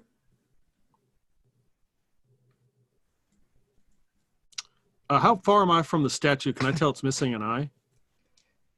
Yeah, it's pretty clearly like not the just whole- the eyeball, the whole but like section? the section of that face. Yeah.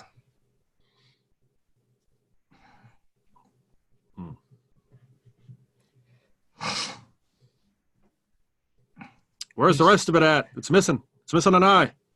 Your god's got one eye. What's the deal? Yeah, it was taken. Some kind of collector or goblin. He stole it, and it made him mad. It made him so mad.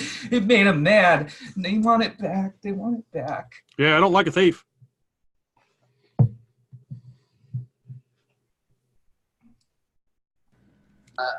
I was like, I mentioned like Kaz, like whenever the boy is there, he'd be trying his best to like, I don't know, like calm him. And then whenever like a spirit or something comes up, he just starts walking backwards. So it's just him going backwards and forwards a lot. How would Cass be trying to calm the child? Well, using like the spell, and I'd be like, all right, now focus, like trying to get him to just breathe properly, all the normal stuff. All right, so in Cass's voice, tell me how he's doing that with the child, as he's kind of going like they don't like it when they took the eye. Yes. Don't worry, child. Everything will be fine. And it's mostly just like hand gestures and stuff like that. It's just like, all right. How do you know it's gonna be fine? My whole life they took me. They brought me here. These spirits, they won't go away. They won't go away. How old are you, kid?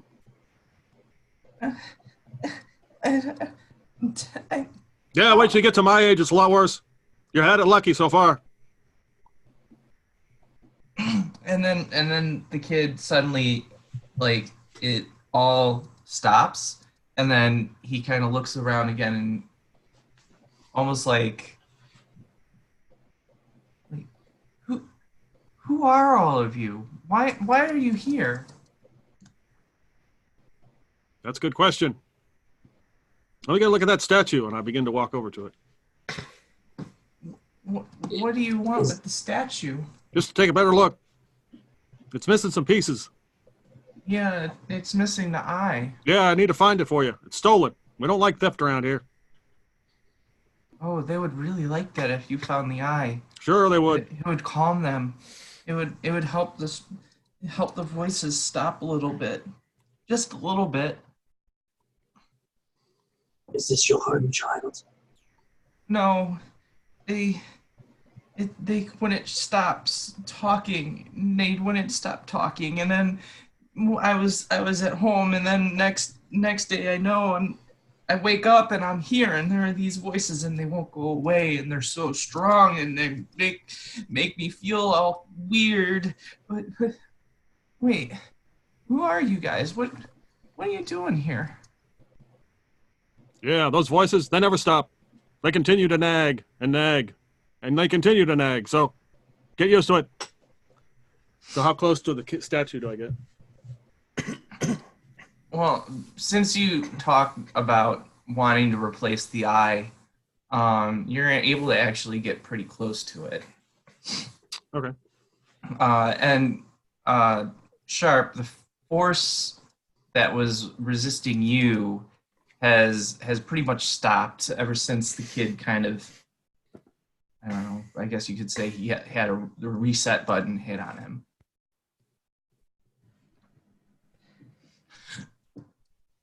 So, Sharp, when you get close to the statue, what do? Well, first I'm going first, Jofar, as you're getting close to the statue, I mean, what do? I mix up Sharp and Jofar all the time for some reason. It happens all the time. Yep. I'm going to walk up close to it and examine it just to, I'm kind of trying to assess how heavy it is. Mm-hmm. And as you're doing that, one of the tendrils pop over, and it's Hildegard again. And she says, yes, you can see the statue. It's very unique. Look at the detail of the carvings and the area around the eye. It was so cleanly taken off of it.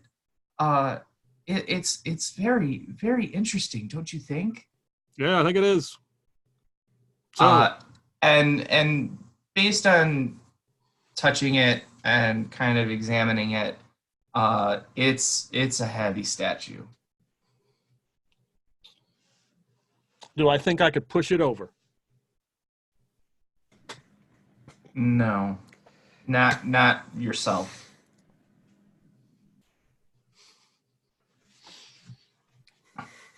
And then while this is happening and the force is ended on you, Sharp, how did you react? I would have continued forward. I would be looking at the hand to see how they reattach the hand. So because the kid is kind of focused on Jofar right now, and it also seems to be the Hildegard who is more about the archaeological value of it, she would have noticed you coming over and said, "Oh yes. Do you see? Strangely, this statue, it's almost magical. The hand was previously detached, but when the Reavers came and they brought it back, they just put it on there, and it almost like healed itself. It's very interesting, isn't it? And how did you manage to convince the Reavers to break into a place to steal the hand? Oh, I didn't convince anybody. Well, somebody did. It's not really a Reaver kind of job, you know? And then suddenly it changes to the man. It's Junius, and he says, "We lost so many people in the fall. So many were lost.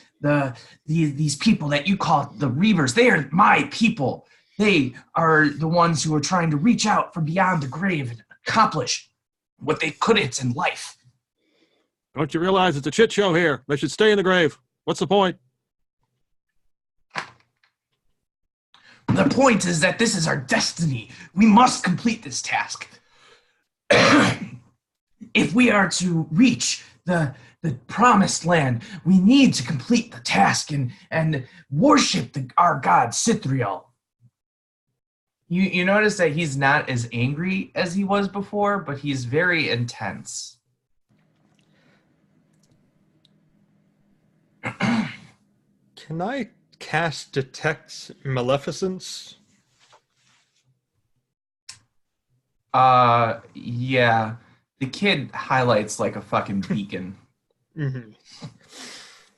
And do the spirits highlight as well, or just the kid?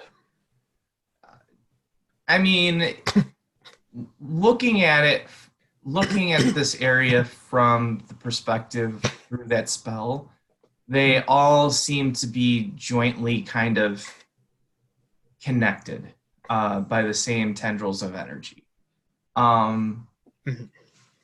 And which makes sense, because the way that Cass described it is that these, and also from what the kid has said, he seems to be some kind of medium or focus, and this area, because, ostensibly when the tower initially fell 80 years ago, a lot of people died. And so this may be the residual spiritual energy of those people who passed. Yes. And you said it lit up like a beacon, so I'm guessing it's very strong. Oh, very strong magic. Yeah. Well, not even magic, just very, very strong connection. And is there anything from the statue itself? No. No. Okay. Interesting.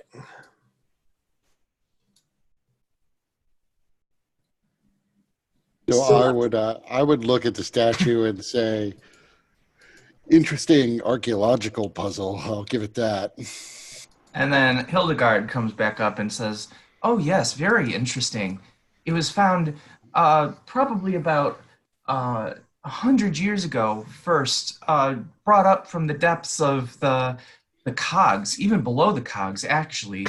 And it seems to, in that time, have gotten a strong following of worshippers who claim about this Cithriel character, and they believe that there is a curse upon the statue.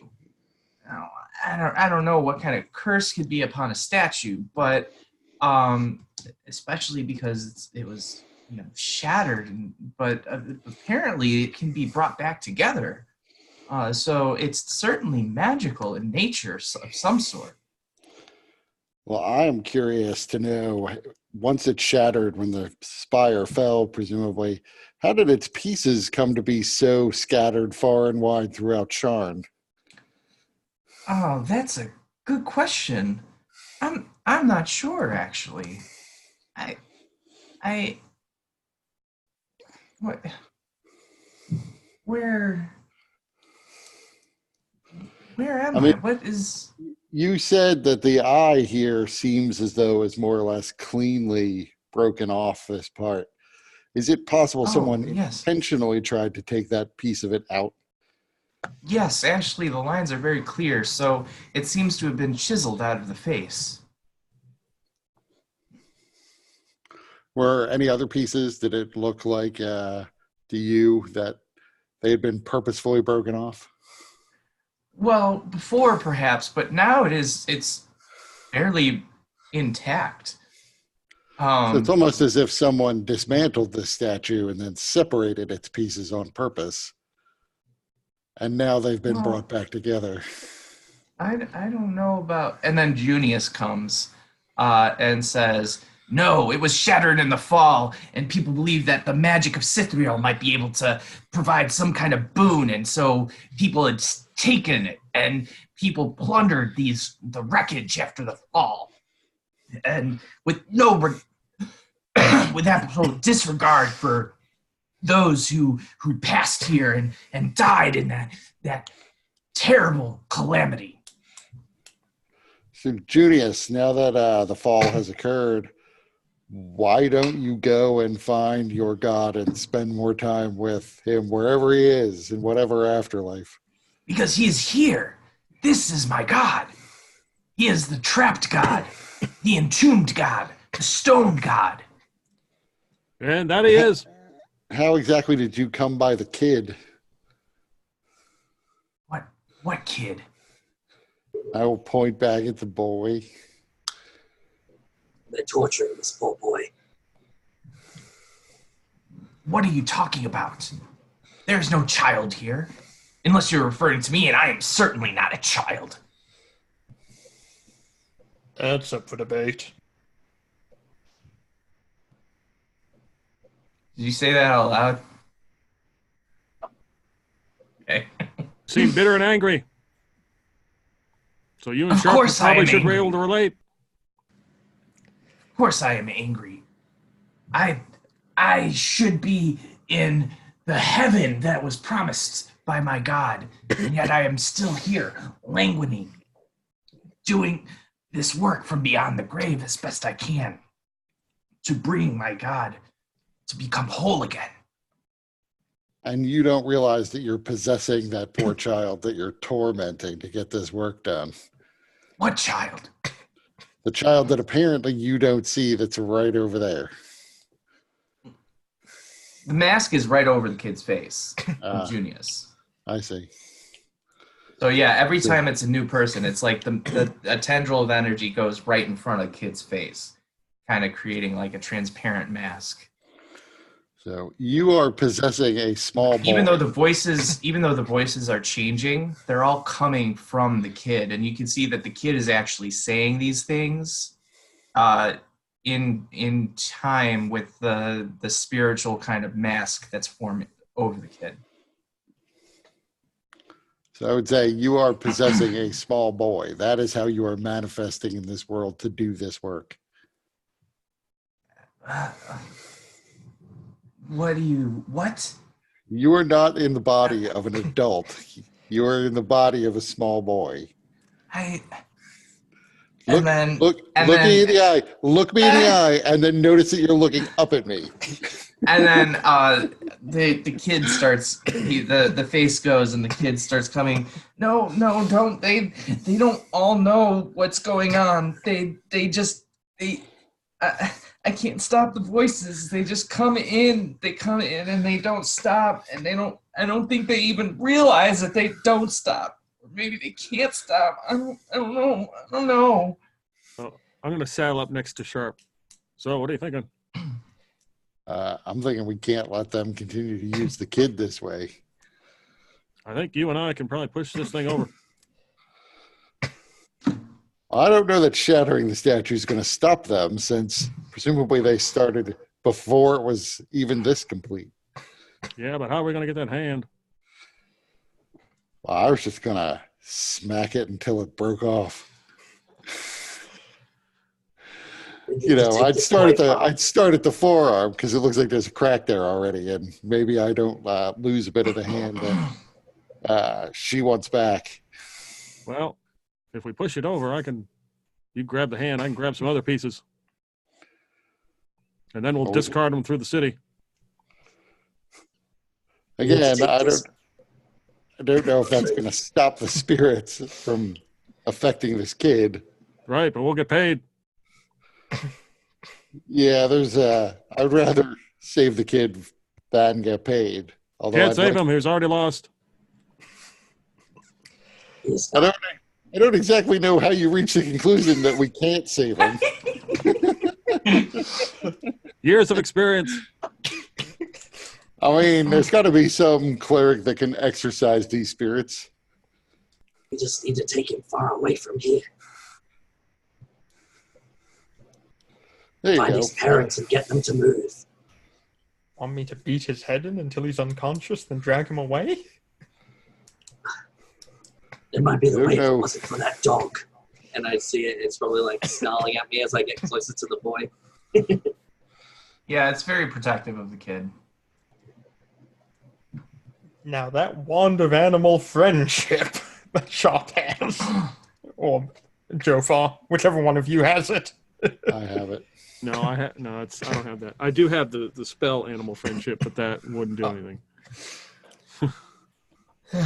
Not on a blink dog. I love Blink Dog. Shoot. I need to look at something real fast. How loud were you, Jofar and Sharp? How loud were you guys talking? I mean, Um, I'm right next to him, like whispering, so I'm trying to keep quiet. Okay. So it's not painfully obvious what we're talking about. Okay. And at this point, as you guys kind of step away and have a conversation by yourself, the kid he calms down and he's like, "Oh, well, hello. Who are all of you? I don't remember you guys being here before." Where's your home, child? Huh? Where's your home? My home. My home. It was at a place. This wasn't the place, though, was it? Where? How Do you did I get remember? here? You remember what district of the city your home is in? I don't. District. What do his clothes look like? Does he look like maybe he was really wealthy? No, not wealthy.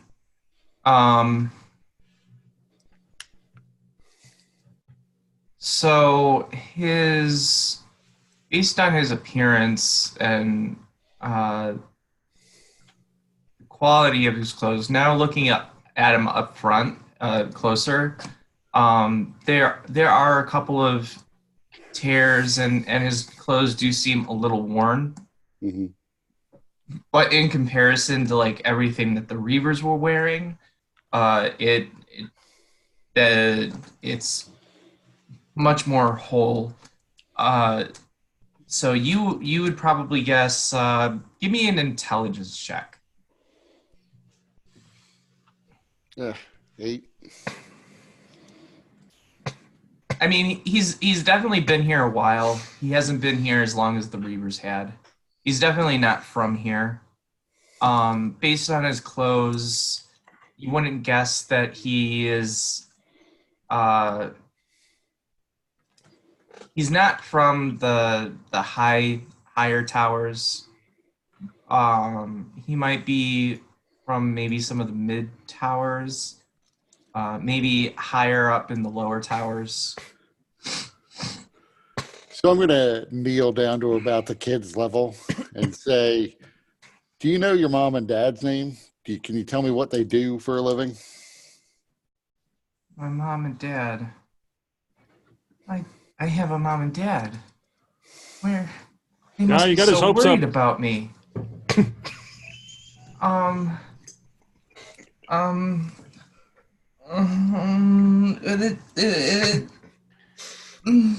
Hey, Cass, why don't you take this kid out in the other room? I think this cloud or whatever is in here is messing his head up. Get him some fresh air. Yes, let's go for a walk, child. And We he can starts take your saying, dog too." the voices, they're so strong. I can't think straight. I can't think straight. But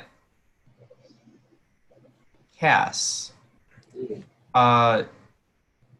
if at this point, because you've been making consistent attempts to kind of calm him down, and especially with use of the friend spell.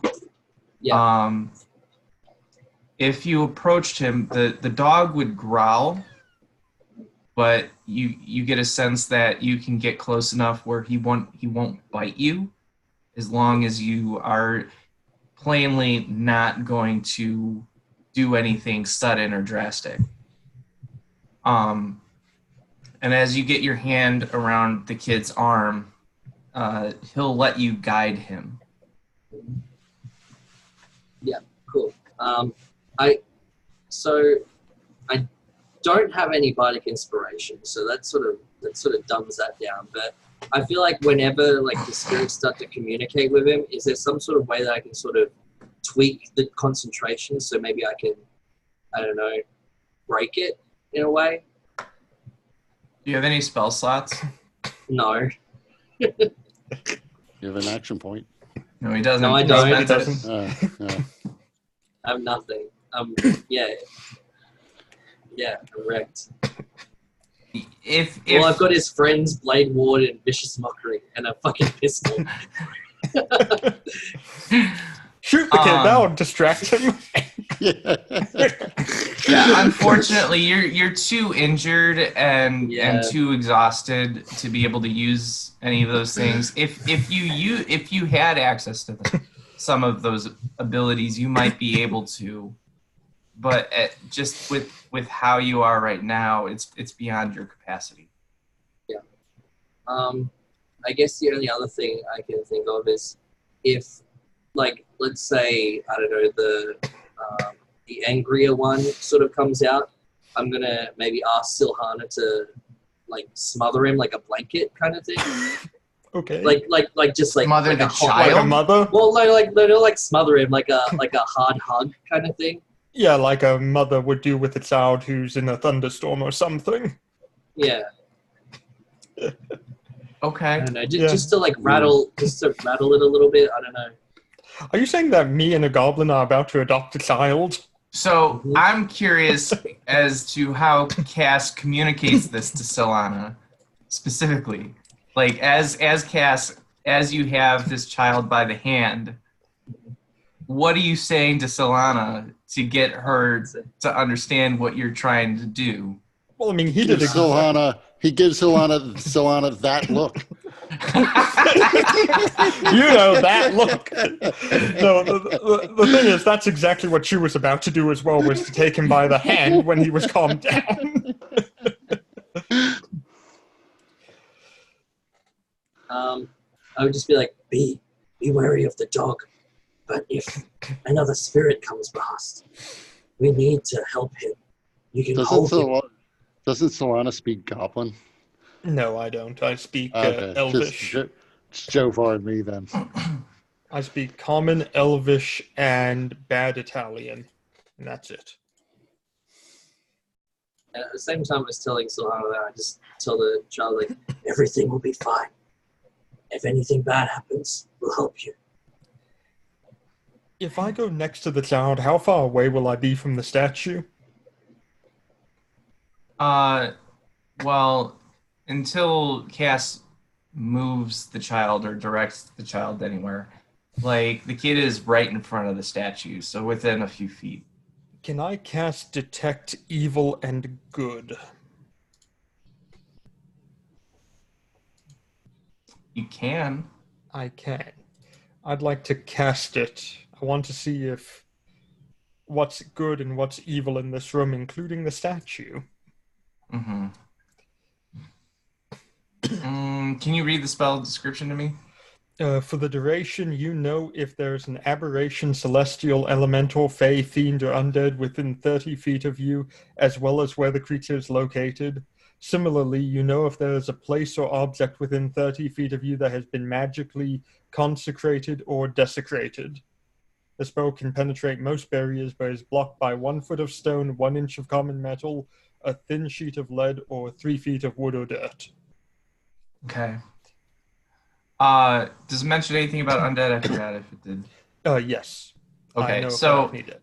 so there's a very strong undead presence that radiates from the cloud of energy around the kid. Mm-hmm. But the statue, well, I'm gonna send it to you. Uh-oh.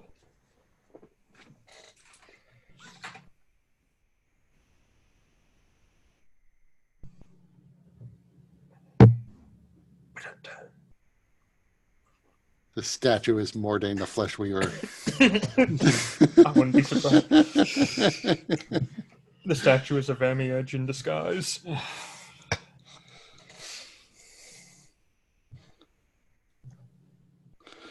Mordain the Flesh Weaver was once turned into a statue and then put in prison, and he escaped.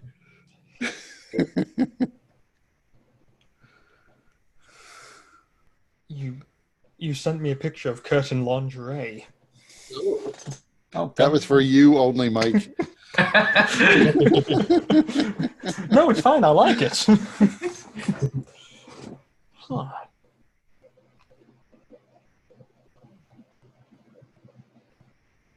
Oh, they're not wrong. I say, Continue. Oh, sorry. You go. yeah, I say, well, the statue is definitely radiating a celestial energy, so it is either divinely consecrated or holy artifact of some kind. Perhaps we should realize that they might be correct. This might very well be a god. Or at least consecrated by one.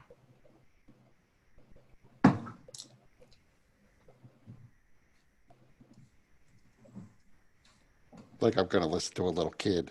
How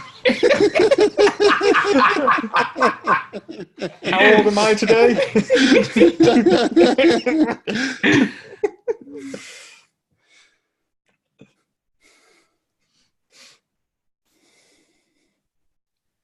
So at this point, the kid is kind of whimpering, and is once more again repeating over and over like a mantra.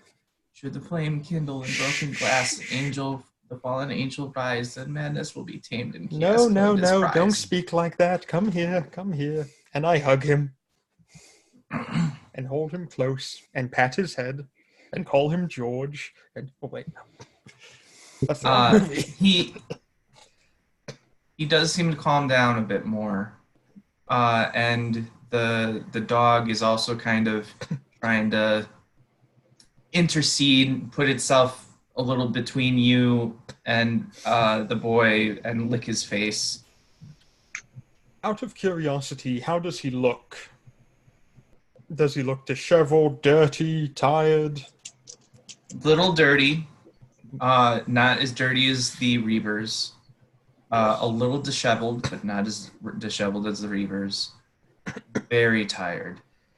He has intense bags under his eyes. He appears to be quite gaunt for a child of his age.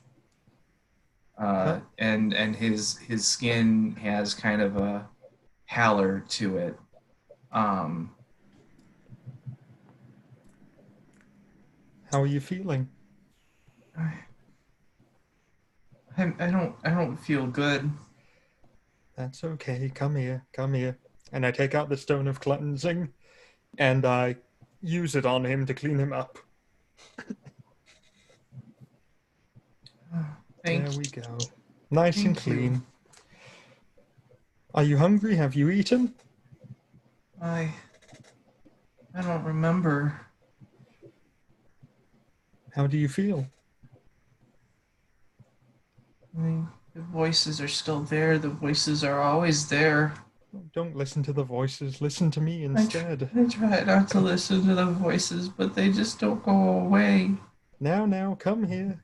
And I hold him close. And I just gently pat his head, rubbing his hair.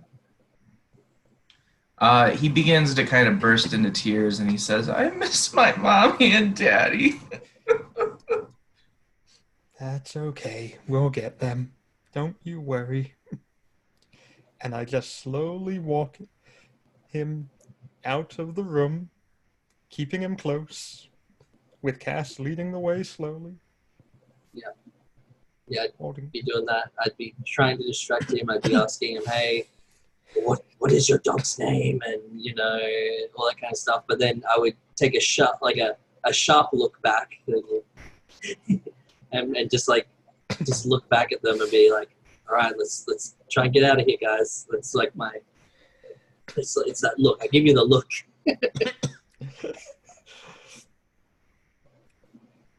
Kind of creeping me out. Well, now I'm not sure if we should try to finish our job or try to finish putting the statue back together. Because breaking the statue is not going to get rid of the ghosts. Finishing the statue might get rid of the ghosts. Yeah, but it might bring something worse. I mean, maybe, but Silvana says that the statue seems to be A-okay. So unless it's fooling her... Yeah, but we need that money. What's the chances of this kid's parents still being alive? Probably not. Now you got a kid. I got to take care of him. Wow. The kid's not that old. I don't imagine he's been down here for years. I'm guessing his parents are probably still out there somewhere. If we can get rid of the ghost, he can probably remember enough information for us to at least try to find them or some relative the kid has. What are the rules in D&D for adopting a child? I'm your mommy now, and this is your dad, and I want Cass. Besides, Solana lost a brother. We're one down. This is her dealing with loss in her own way. We just need to make sure that this kid learns medicine and forgery and lockpicking. So, what do you know about thieves' tools? No, I'm going to do the good thing, and I'm going to pick the kid up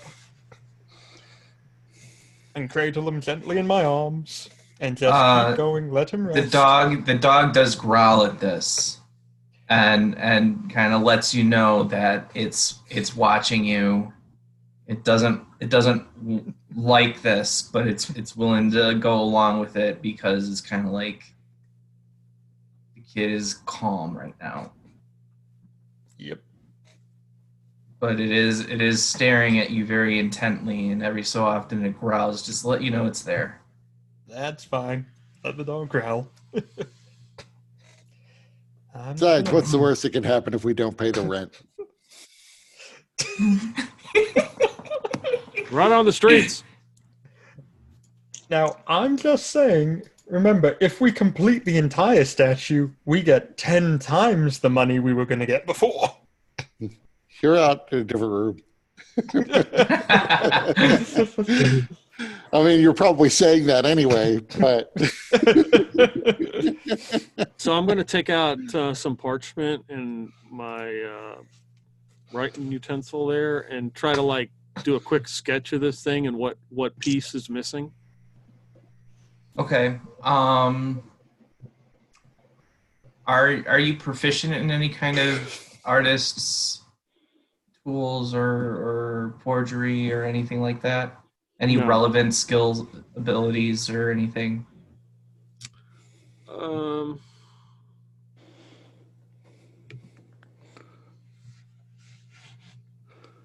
Still, if we need that, we finally, for once, have the right twin with us to create a picture of the part that we're missing.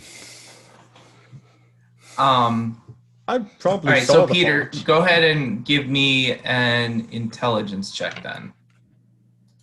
Is that at disadvantage? Yeah.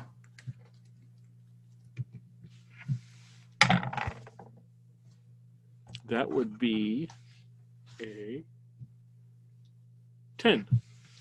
Okay. It's not a stick figure, It gets the point across.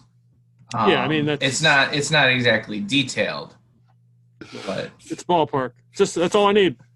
yeah, you can tell it's got a head and some wing stumps, and the general way that it's like reaching out. You don't have perspective in there, but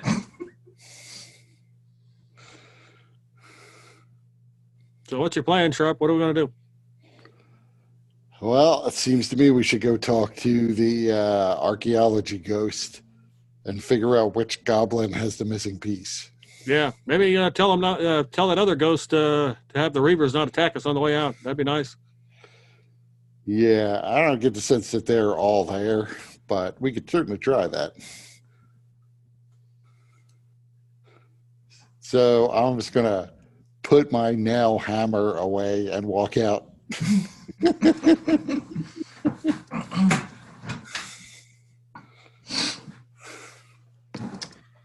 all right. So, you guys, Sharp and Jofar, you rejoin Solana, Cass, and the little boy. And Blinky the Blink Dog. That's officially its name now. Blinky. Is the kid Timmy?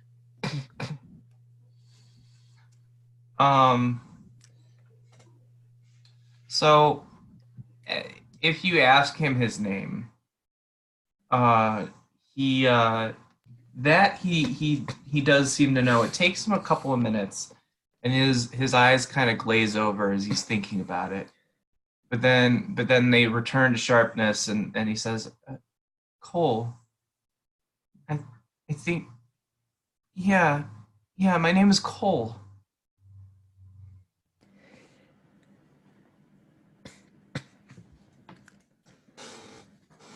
Is that like a lump of coal?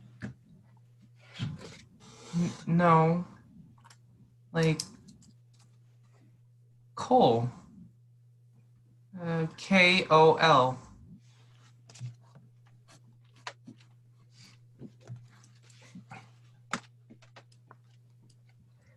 What's your last name? So we can look for your parents, assuming they haven't been brutally murdered.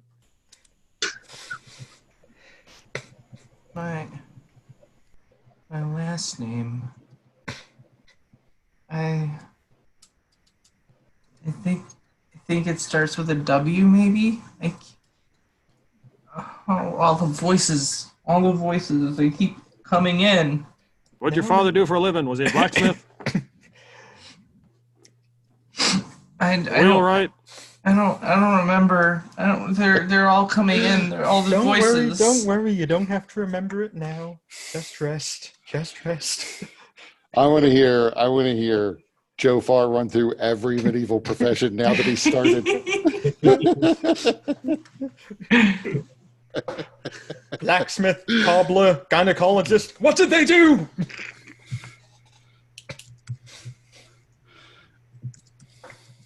I don't even want to think about what a medieval gynecologist would be like.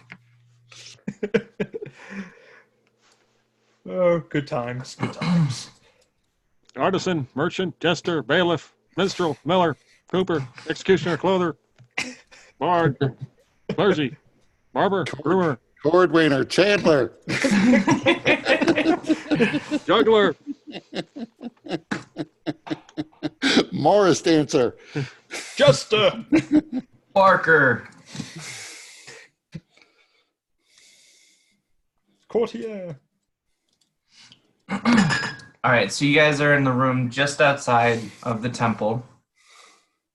The kid seems to be fairly calm. The dog is continuing to like nuzzle the kid's leg and lick him, while also looking up at each of you in turn and growling, letting you know that the dog is watching each of you. I would add so if he growls at me, I would apothecary, go, banker.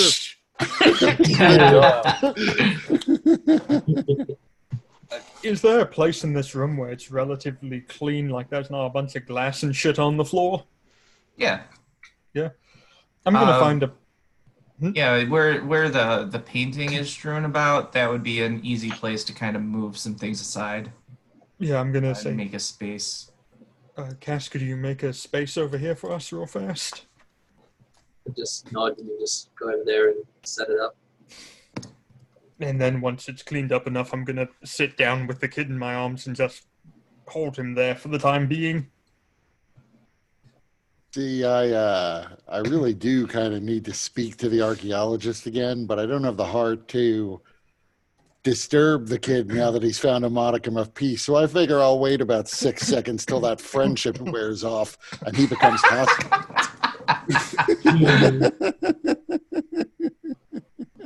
I was gonna suggest you let him rest, but never mind. It's you guys, I forgot. Solana, give me we'll use persuasion check, and you can use advantage because of Cass's help. Thank you, Cass. I love you. Oh, thank God for that. Oh, that's much better. That's a 17. Okay. So actually, while you're holding him, he calms down enough and actually seems to go to sleep. Okay, good. And the dog kind of lays down next to the two of you, but continues to kind of eyeball you, like staring right into Solana in your eyes. Only occasionally blinking. Do we still see the spirit wind thing around the boy? Or the mist? It doesn't seem to be as strong. It's still there, but it doesn't seem to be as bright as it was before. It needs to be taken further away. Well, we can't exactly take him out of Sharn. We might have to convince his parents. Well, we can't exactly find his parents before he wakes up. It also might be difficult climbing down here again with me holding him in my arms. Here's what I'm thinking. I'm thinking we let the kid have his rest. When he wakes up again, we try to talk to that archaeologist spirit. She can tell us where to get the last piece of this thing. Maybe finishing the statue will be enough for these spirits to finally go and find some rest and leave this kid alone. That's what I have. Although I am relying heavily on Silhana telling me that this statue is not going to turn into some demon and eat its way through Sharn. I give no guarantees. To stop this voice or torture, I could take on the spirits' voices. Or at least attempt to. Well, that would be ideal. Can I do that? DM, can I succumb to, like, I don't know, the spirits and let them take me? Maybe I become the medium? Give me a religion check. Ooh, I'm good at Take these. me, spirits. But at disadvantage, I'm not very good at these. You could actually do it without the disadvantage. I'm there. It Okay. should be fine. Oh, well, first one was a 15 plus 5, so that's a 20. Okay.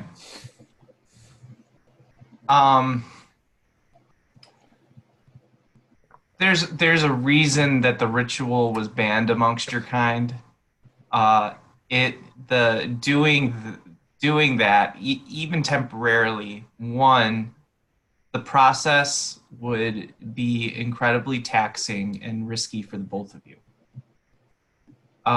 Two, the reason that the child is likely a memolith, as you are aware of the name, is not because of the spirits, but because of some innate quality within the kid.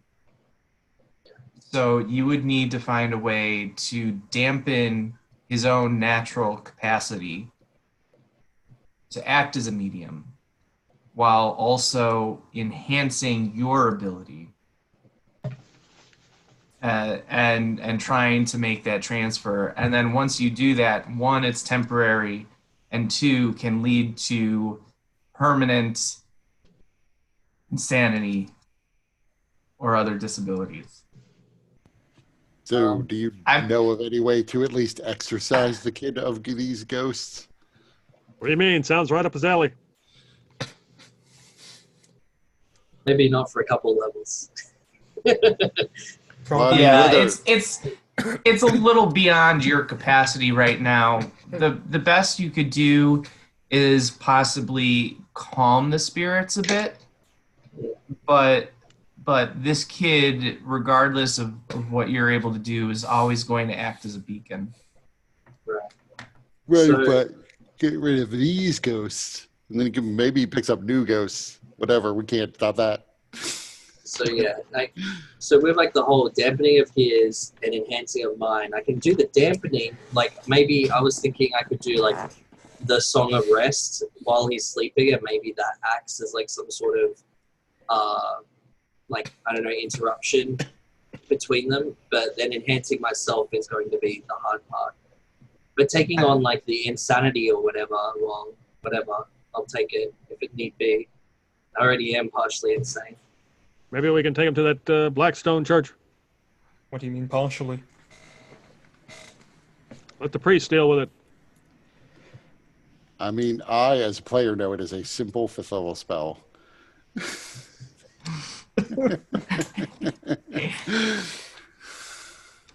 Damn wizards!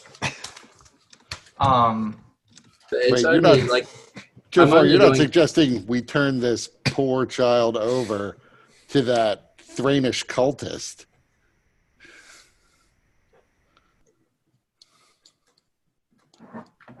You want the kid cured, right? Or do you want the spirits? Which cult you want? Well, I would rather we at least take the kid to an actual cleric. You know, one of the sovereign host. Well, pick your franchise, whatever you want. It's all a big black empty void at the end. Well, not for your soul necessarily, but for your body, sure. Everything. It's oblivion. You're really unlucky. Apparently, you get stuck haunting a small boy. That's a perk.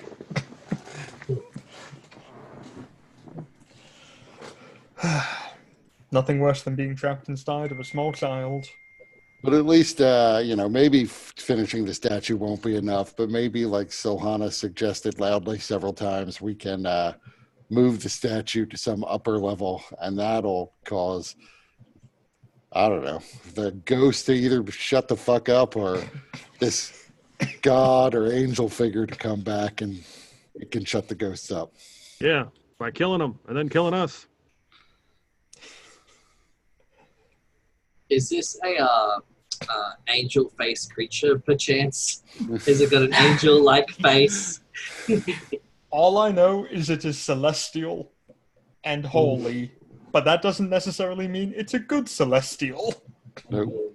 Some are dicks. Especially after many millennia stuck in stone. Yeah. So what are we telling the person who hired us? Thanks, but no thanks. We're working on it. I would first of all not tell her anything until we're 100% sure we're not going to be able to get the statue back to her.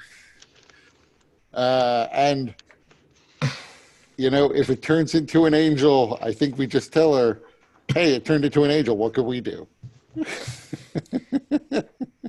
On the other hand, Ask an him to- angel might be worth something to her.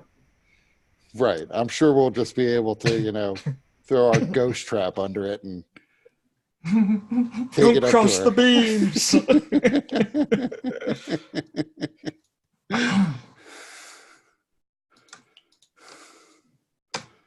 So you may want to offer the kid and the dog Goodberry when they wake up. I don't know how long it's been since either of them had a meal. Very long, by the sound of it. I mean, Nice. the Reavers are bringing statue pieces to them. I hope they're dropping some food, whatever food they have.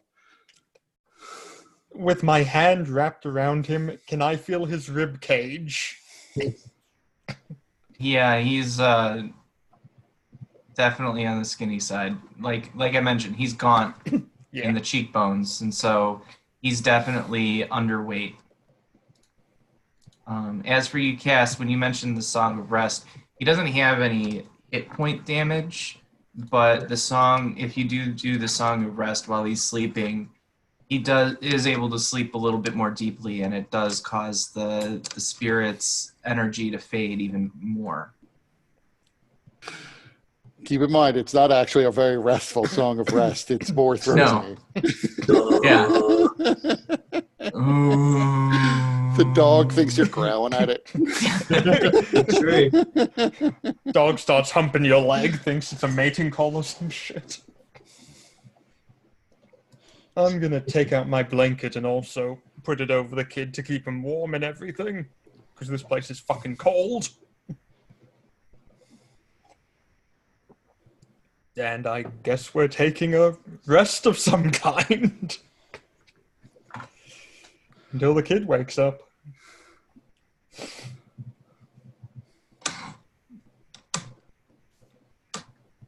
What about everybody else? Pretty much what I'm doing. I can't really do much. I'm holding a kid.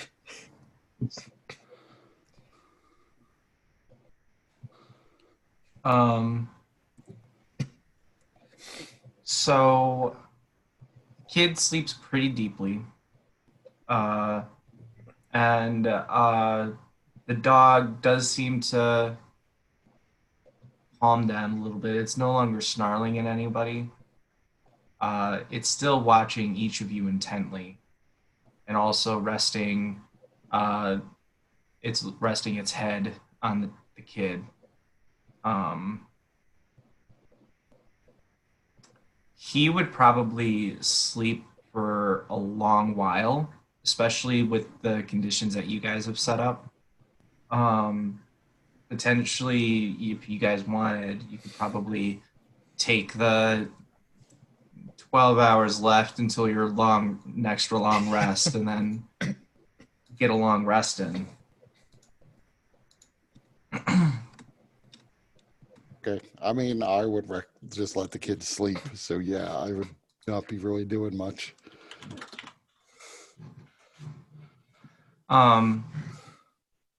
Did any of you want to do any more examination of the statue at all? Because while the kid is asleep, it seems like the spirits their influence is lessened to some degree.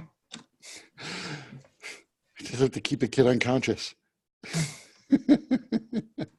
Yeah, I would spend some of that time investigating the statue. Yeah, I would probably Okay. do the same thing. Is there anything specific that you guys would want to look for or be curious about in regards to the statue? Well, I would be curious about, you said its hand was extended as if it were casting a spell. I would be curious as to whether or not it was actually casting a spell. And looking at where it looked like there were maybe wings attached to it, Mm-hmm. is there anything left to give me a sense of what those wings were, as in like angel wings or bat wings? So for the first part, give me an Arcana check. 17. Okay.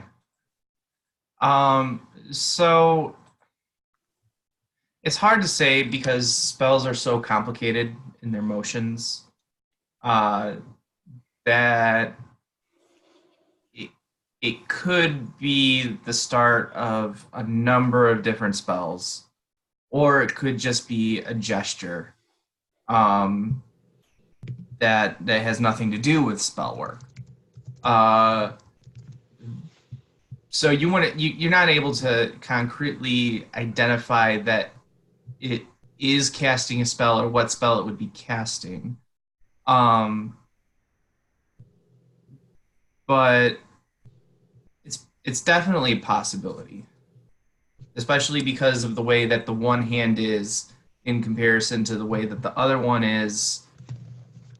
It's possible, but you can't say for 100% certainty that that's what it's doing or identify what spell it was. If it were casting a spell, though, you get a sense that it was a defensive spell because of the gesture, the positioning of the hands. It's in general, if it's a spell casting, it would be implied that that would be the spell that it was attempting.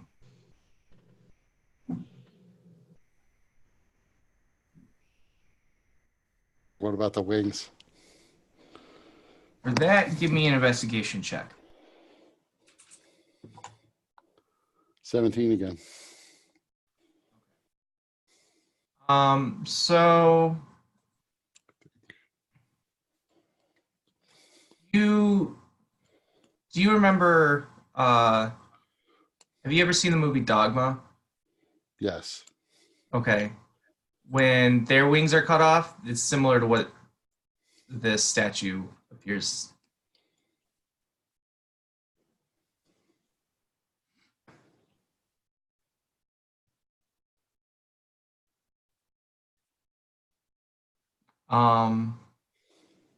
And then Jofar, was there anything in particular that you were trying to seek out or Well, some answers about? I kind of take a quick. I see that Sharp is like examining the statue. I take a quick look, and I don't believe this is some kind of god anyway, so it's be a waste of time for me. I'm gonna just investigate the rest of the room to see what else is in here. Okay. Give me an investigation check. Ooh, there we go. Even with disadvantage, I got 17. Okay.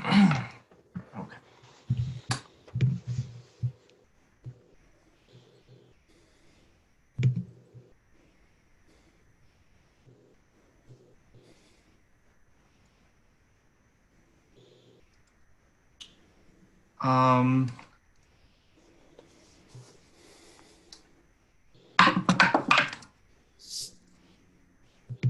okay. You find 7 precious gems. If you want, you can attempt to appraise their general value. And then in addition,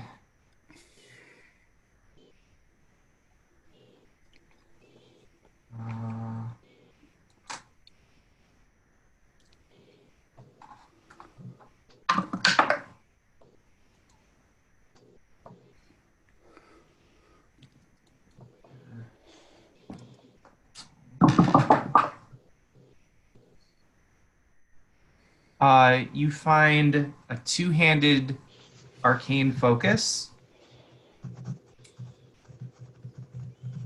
and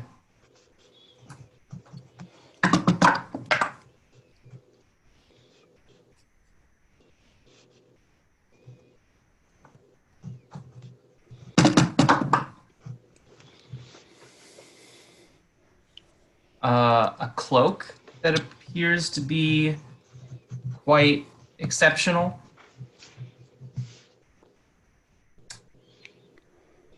And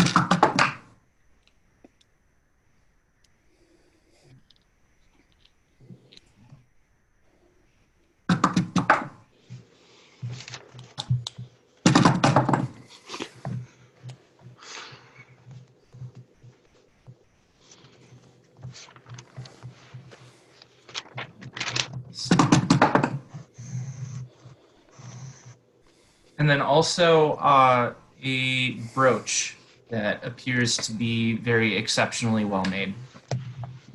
Okay.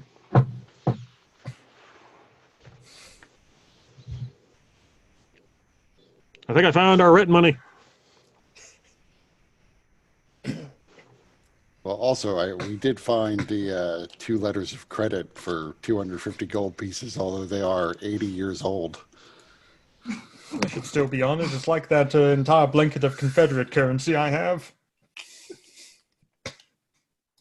Still good. And we've got the House Vidalis journal to sell. And I'm guessing this wand of greater animal friendship is a House Vidalis item.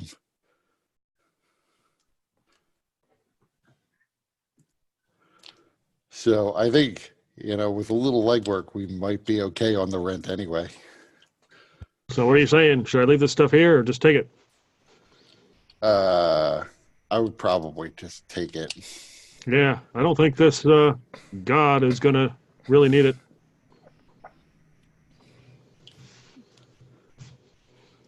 Plus, I mean, it wasn't, whatever this being was, it wasn't turned stone here, so I doubt it owns any of that. I'm just imagining the picture of the god up again within brackets saying internal screaming when they said, I don't think he needs it. I just like the notion of Joe Farr comes back and he's decked out in like this brooch and this fancy new cloak and his new helmet. Yeah, that's right. My 7 red diamond rings on his fingers. He's juggling the gems he found. Walks over, tells Solana, make it rain, bitch, make it rain. Tossing diamonds at her. All right, so I think this is a good stopping point. For next session, you guys can assume that you did a long rest. Also, welcome to level 4. Yes. What happened one day?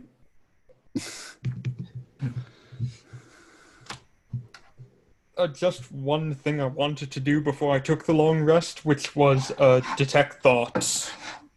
And see if I can get the thoughts from the spirits. So you attempt to cast detect thoughts, and anytime you attempt to detect the thoughts of the spirits or the boy, the spell absolutely fails. Okay. Too many minds. Okay. So, what were people's thoughts? I had fun overthinking the encounter with the little boy. I think so too, yeah. We're like, we're screwed either way. Let's go in. Oh, we just heard. It's like, you hear 5 separate voices in there. Oh, shit. 5 very powerful things. Yeah, I was really, really, really hoping that you guys would not decide on combat. I'm not saying you couldn't have won, but it would have been a hard battle. Whereas I would have said this, if you would have made the little boy an adult, I wouldn't have given a shit, and I would have taken a swing at the statue. It was the fact that they were harassing a little kid that's what really stopped Sharp. Yeah, Sharp's gone soft. That's Joe Farr's assessment. He's gone soft. He's gone native. Yeah. Sharp is consistently protective of younger people. I noticed. And everybody. Yeah. How did people think about the way that the little boy was played? I thought it was well done. Yeah, it was good. Yeah, Yeah. it made sense. It was mostly all the sex jokes about the little boy that took me out of it. And that didn't come from you. That didn't come from you at all, no. Yeah. Not gonna lie, that was I didn't know how to deal with that. It's a tough one.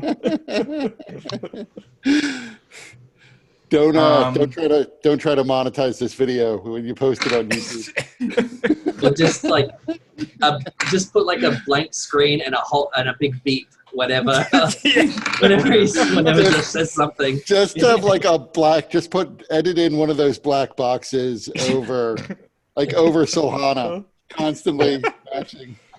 so don't just put up the raw video and do some editing. Oh God, the poor kid. I think if you had said that I could have pushed the statue over, I would have. Yeah.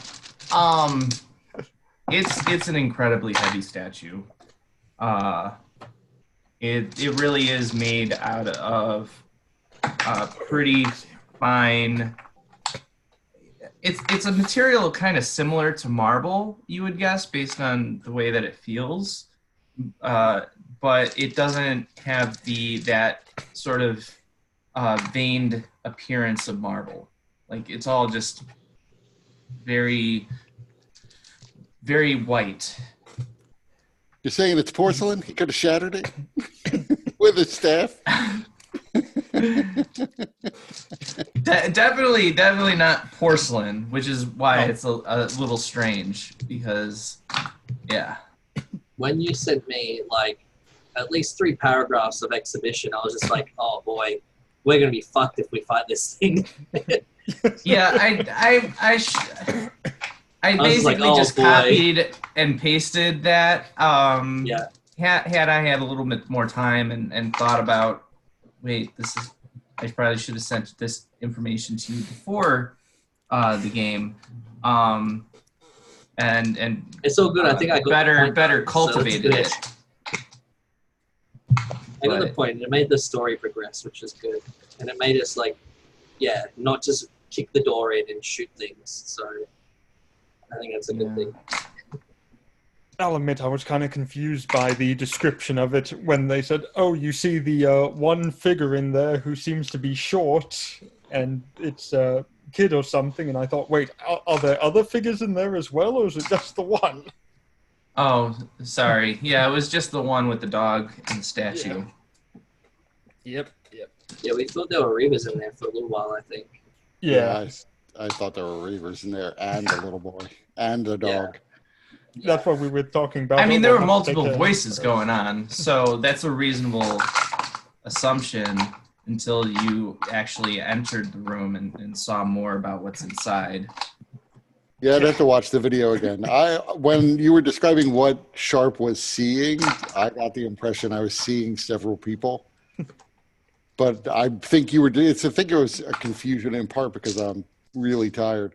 But you were also describing like all the other statues that were broken up and the piles of heads and body parts. Oh yeah, I can see statues I can see where that would be confusing with thinking, because even as I was reading the description, I was thinking this is going to be confusing because these aren't like real body parts; they're all statues. So yeah. I thought there were going to be a bunch of people, and the first person we'd have to knock out was the kid, and then we'd have to move to the others. Yeah, it also occurred to me that when calming the kid down, calm the spirits down, too, maybe, and then the kid came over to ask like who we were, that it might have been sort of cinematic if Sharp just like gave him like the one punch to try to knock him out.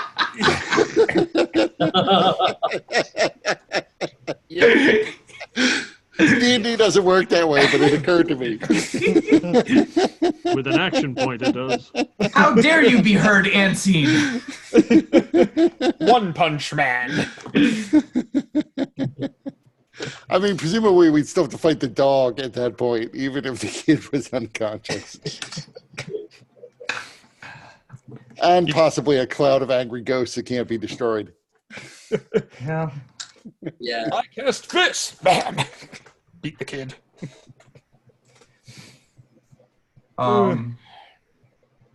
So yeah, I have to admit though, I was hoping that you wouldn't fight, but I also kind of dug myself into a hole being like, okay, How do you guys win the situation non-violently?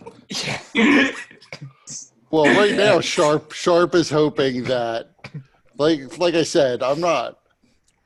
I wanted to complete the mission because it was kind of there. Like that's my job. I take some pride in my job, Mhm. but he's more hoping he can help the kid. So there probably is, like, as much as I don't want to go to the Thrainish priestess whose name I forget. Thala. Probably we go there to see if she has any advice on how to get rid of spirits possessing this kid. We probably ask them what they want us to do. But I don't know, like, assuming we bring this god of theirs back, who I don't assume will wind up being good. I assume it'll be some sort of boss monster Angel to fight. face creature. Yeah.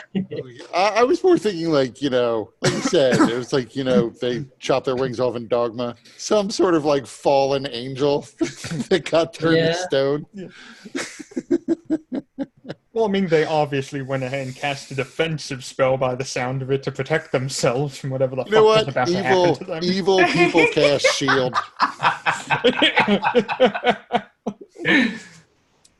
Evil people cast shield, says the abjuration wizard. I'm also pretty sure, like what I wrote in the comments, like out of character. The first episode when you were describing the world, I remember you telling like of missing person posters and stuff like that. I'm assuming like this is like the callback, but call forward, of that. So that's good. I thought that was a cool little touch. Yeah, I was wondering, is he one of the people from a missing poster that we had up there?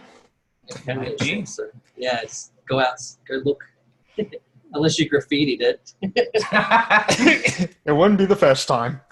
Yeah, although there were also a lot of missing persons posters because that bar we went to used to serve people and had to get those people from somewhere.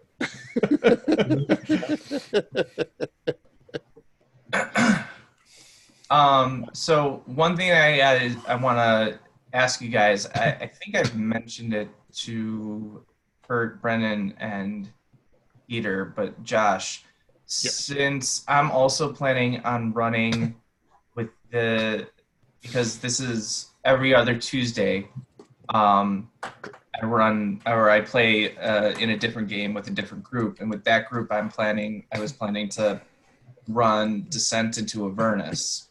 And it makes more sense to keep that at this time, and then to move this game to every other Sunday on the off weeks when Peter's not running Stars Without Number.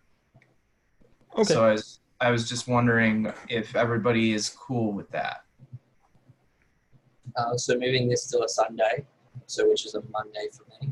Yeah, probably about the same time that Peter runs his, which you run it at 6 p.m. your time, right, Peter? So that'd be like 5 p.m. my time. So that would probably be about the same time that I would want to run this. About 10 a.m. your time, I think, Brendan. Yeah, I'd like to. I have uni coming up again soon. And also I'm moving in 2 weeks' time. So there's a lot in limbo coming up. So I won't know my schedule for at least a couple of weeks until everything settles down. Okay. Because I haven't even got a timetable yet, which sucks. Yeah. But I just wanted to kind of bring it up and see what people's thoughts were. Because there's certainly a lot more that I want to do beyond this arc with this group. And there's more that I had planned. But I also am really committed to running the Descent into Avernus game. Wow. And I've avoided all the videos about it. So yes, I'm looking forward to it. Yes, and I've finally figured out how to place it in Eberron. Oh. And I'm really proud of making those tweaks. The game will take place about 7 years later, so about 1005, rather than this game is starting at like 9.98, and this is right around the time that the other game that I with the McCormick's Folly was. So it'd be about 7 years after this game and that game. You see, we don't have to worry. It's going to be a good guard, because if it wasn't, then the other game couldn't take place So in 7 years. yeah. time. Also, like, we were playing that game for like Yeah. 3 years, so you know. Yeah. Do they run over it or something? Trust me, you don't want all of his universes to be the same universe. No, they all are the same. Yeah. Everything No, bloody because then, right. undulates. Then it doesn't matter if we save whatever city from Avernus, because the whole thing could be overrun by aliens the moment we get it back. Well, this is actually all my games are happening in the same timeline, same universe. So, yeah, So it's all. Yeah, I'm finding ways of interweaving all of them. It's fun. a lot of undulating aliens. That's the go. Yeah, lots of whiplash damage. In Whiplash. I did pick up. I heard somebody talking about Descent into Avernus, and they just mentioned that they had played the game, and they said that a lot of the characters that they ran were all, for lack of a better word, evil aligned, or is that going to be the type of game we're looking at? I mean, I'm not like talking about 4 cutthroats that we're going to kill each other, but is it going to be more like that, or? No, not the way that I envision it. I mean, I can certainly see how Descent into Avernus could lend itself to that kind of game, but no, the way that I'm picturing it is the players are going to be running heroes. I mean, or You can be an evil maybe hero. anti-hero, but I don't really do the whole alignment thing anyways. But Yeah, generally, people that have the interests of saving something, whether it's people in general or Okay. specific people. Yeah. Okay. So how are you going to work Avernus into the cosmology of Eberron? By using the cosmology of Eberron. So it's Switch more out Avernus for something else. Ascent to some other plane. Yes. Well, you What- see, he was my third cousin. So when is the next time we're getting together for this game?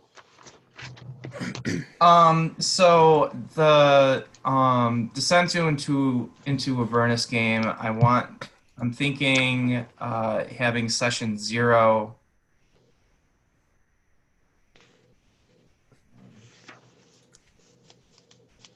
February 4th. Okay.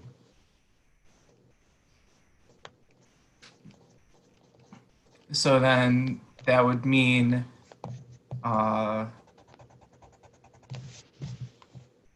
we would, so we're gonna keep playing this game the 21st, and then probably the time after the 21st.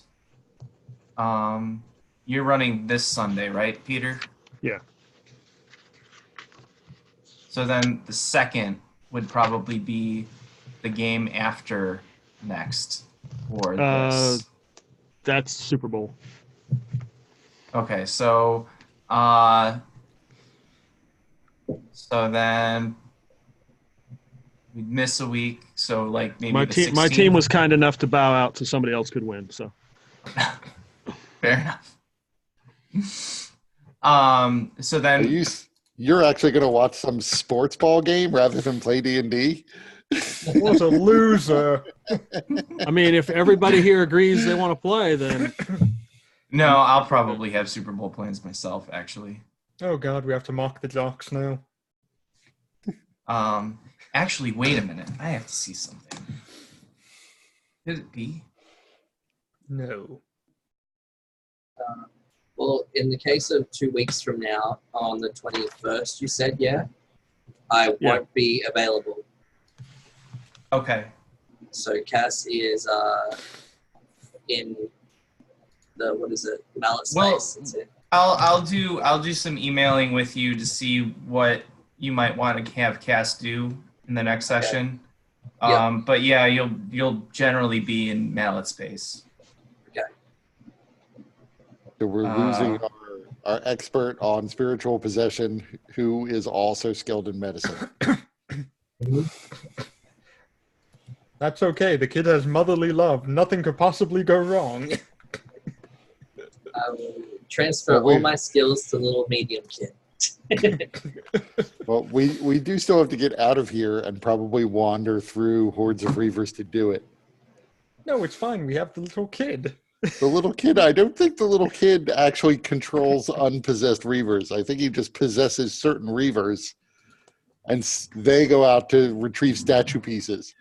No, what I'm saying is that the little kid can be used as additional armor we can give Jofar to use. He can wear the kid like a shield. I also feel like the little kid's not going to, or at least the spirits possessing the little kid aren't going to want to leave their god unattended. So when we leave, I don't suspect they're going to want to come with us. We leave Cass unattended here. What's the worst that could happen? Right. That we could do. We could leave Cass with the kid. No, I think we have to take the kid. The kid knows everything. The kid is the answer to all of this. Well, I think we talk to the archaeologist. The archaeologist tells us who this goblin is, who has the last piece. We then leave our only goblin behind and all of his skills and go and do this other. All along. We can't just leave the kid down here again. I mean, he's half starved. Yeah, the kid's already been down here a while. Like I said, I don't think the ghosts are actually going to give us a lot of choice on that. Well, we can find out. We can ask the kid and the ghosts. We'll have to find the piece. Come along, ghosts. That high priest of the angel statue doesn't seem like he's that easygoing about just going on a little trip. Hey, high priest, we're trying to find this. Come along. You're coming with us. We need a guide. So I just looked at a couple of text messages, and it seems that the female participants of my Curse of Strahd group in person have decided that February 2nd looks good for our next game. So I don't know if I'll be playing some Curse of Strahd or watching the Super Bowl. I suspect it'll be the Super Bowl, because I don't think the girls realize. Or she does realize, and this is her way of getting out of the Super Bowl.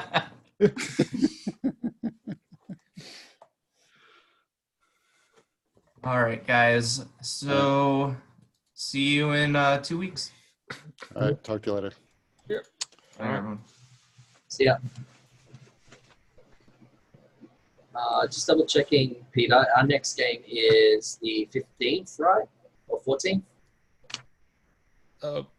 Which game? No, No? it's Which one is it? 10th. Way later?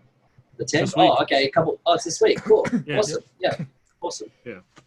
So that's 2 days, right? Mm-hmm. yep, Yeah. Thursday. Gotcha. Cool. All right. Good stuff. All right. See you guys then. All right, take it easy. Peter, did you get the email I sent you? Yeah, we're good. Okay, yeah. I'm just checking that everything fits and works for you. I'm not going Yes. to wind up destroying your game somehow. Nope, you're good. Okay, and that character sheet I sent you is one which saved before I finished updating it. So the one I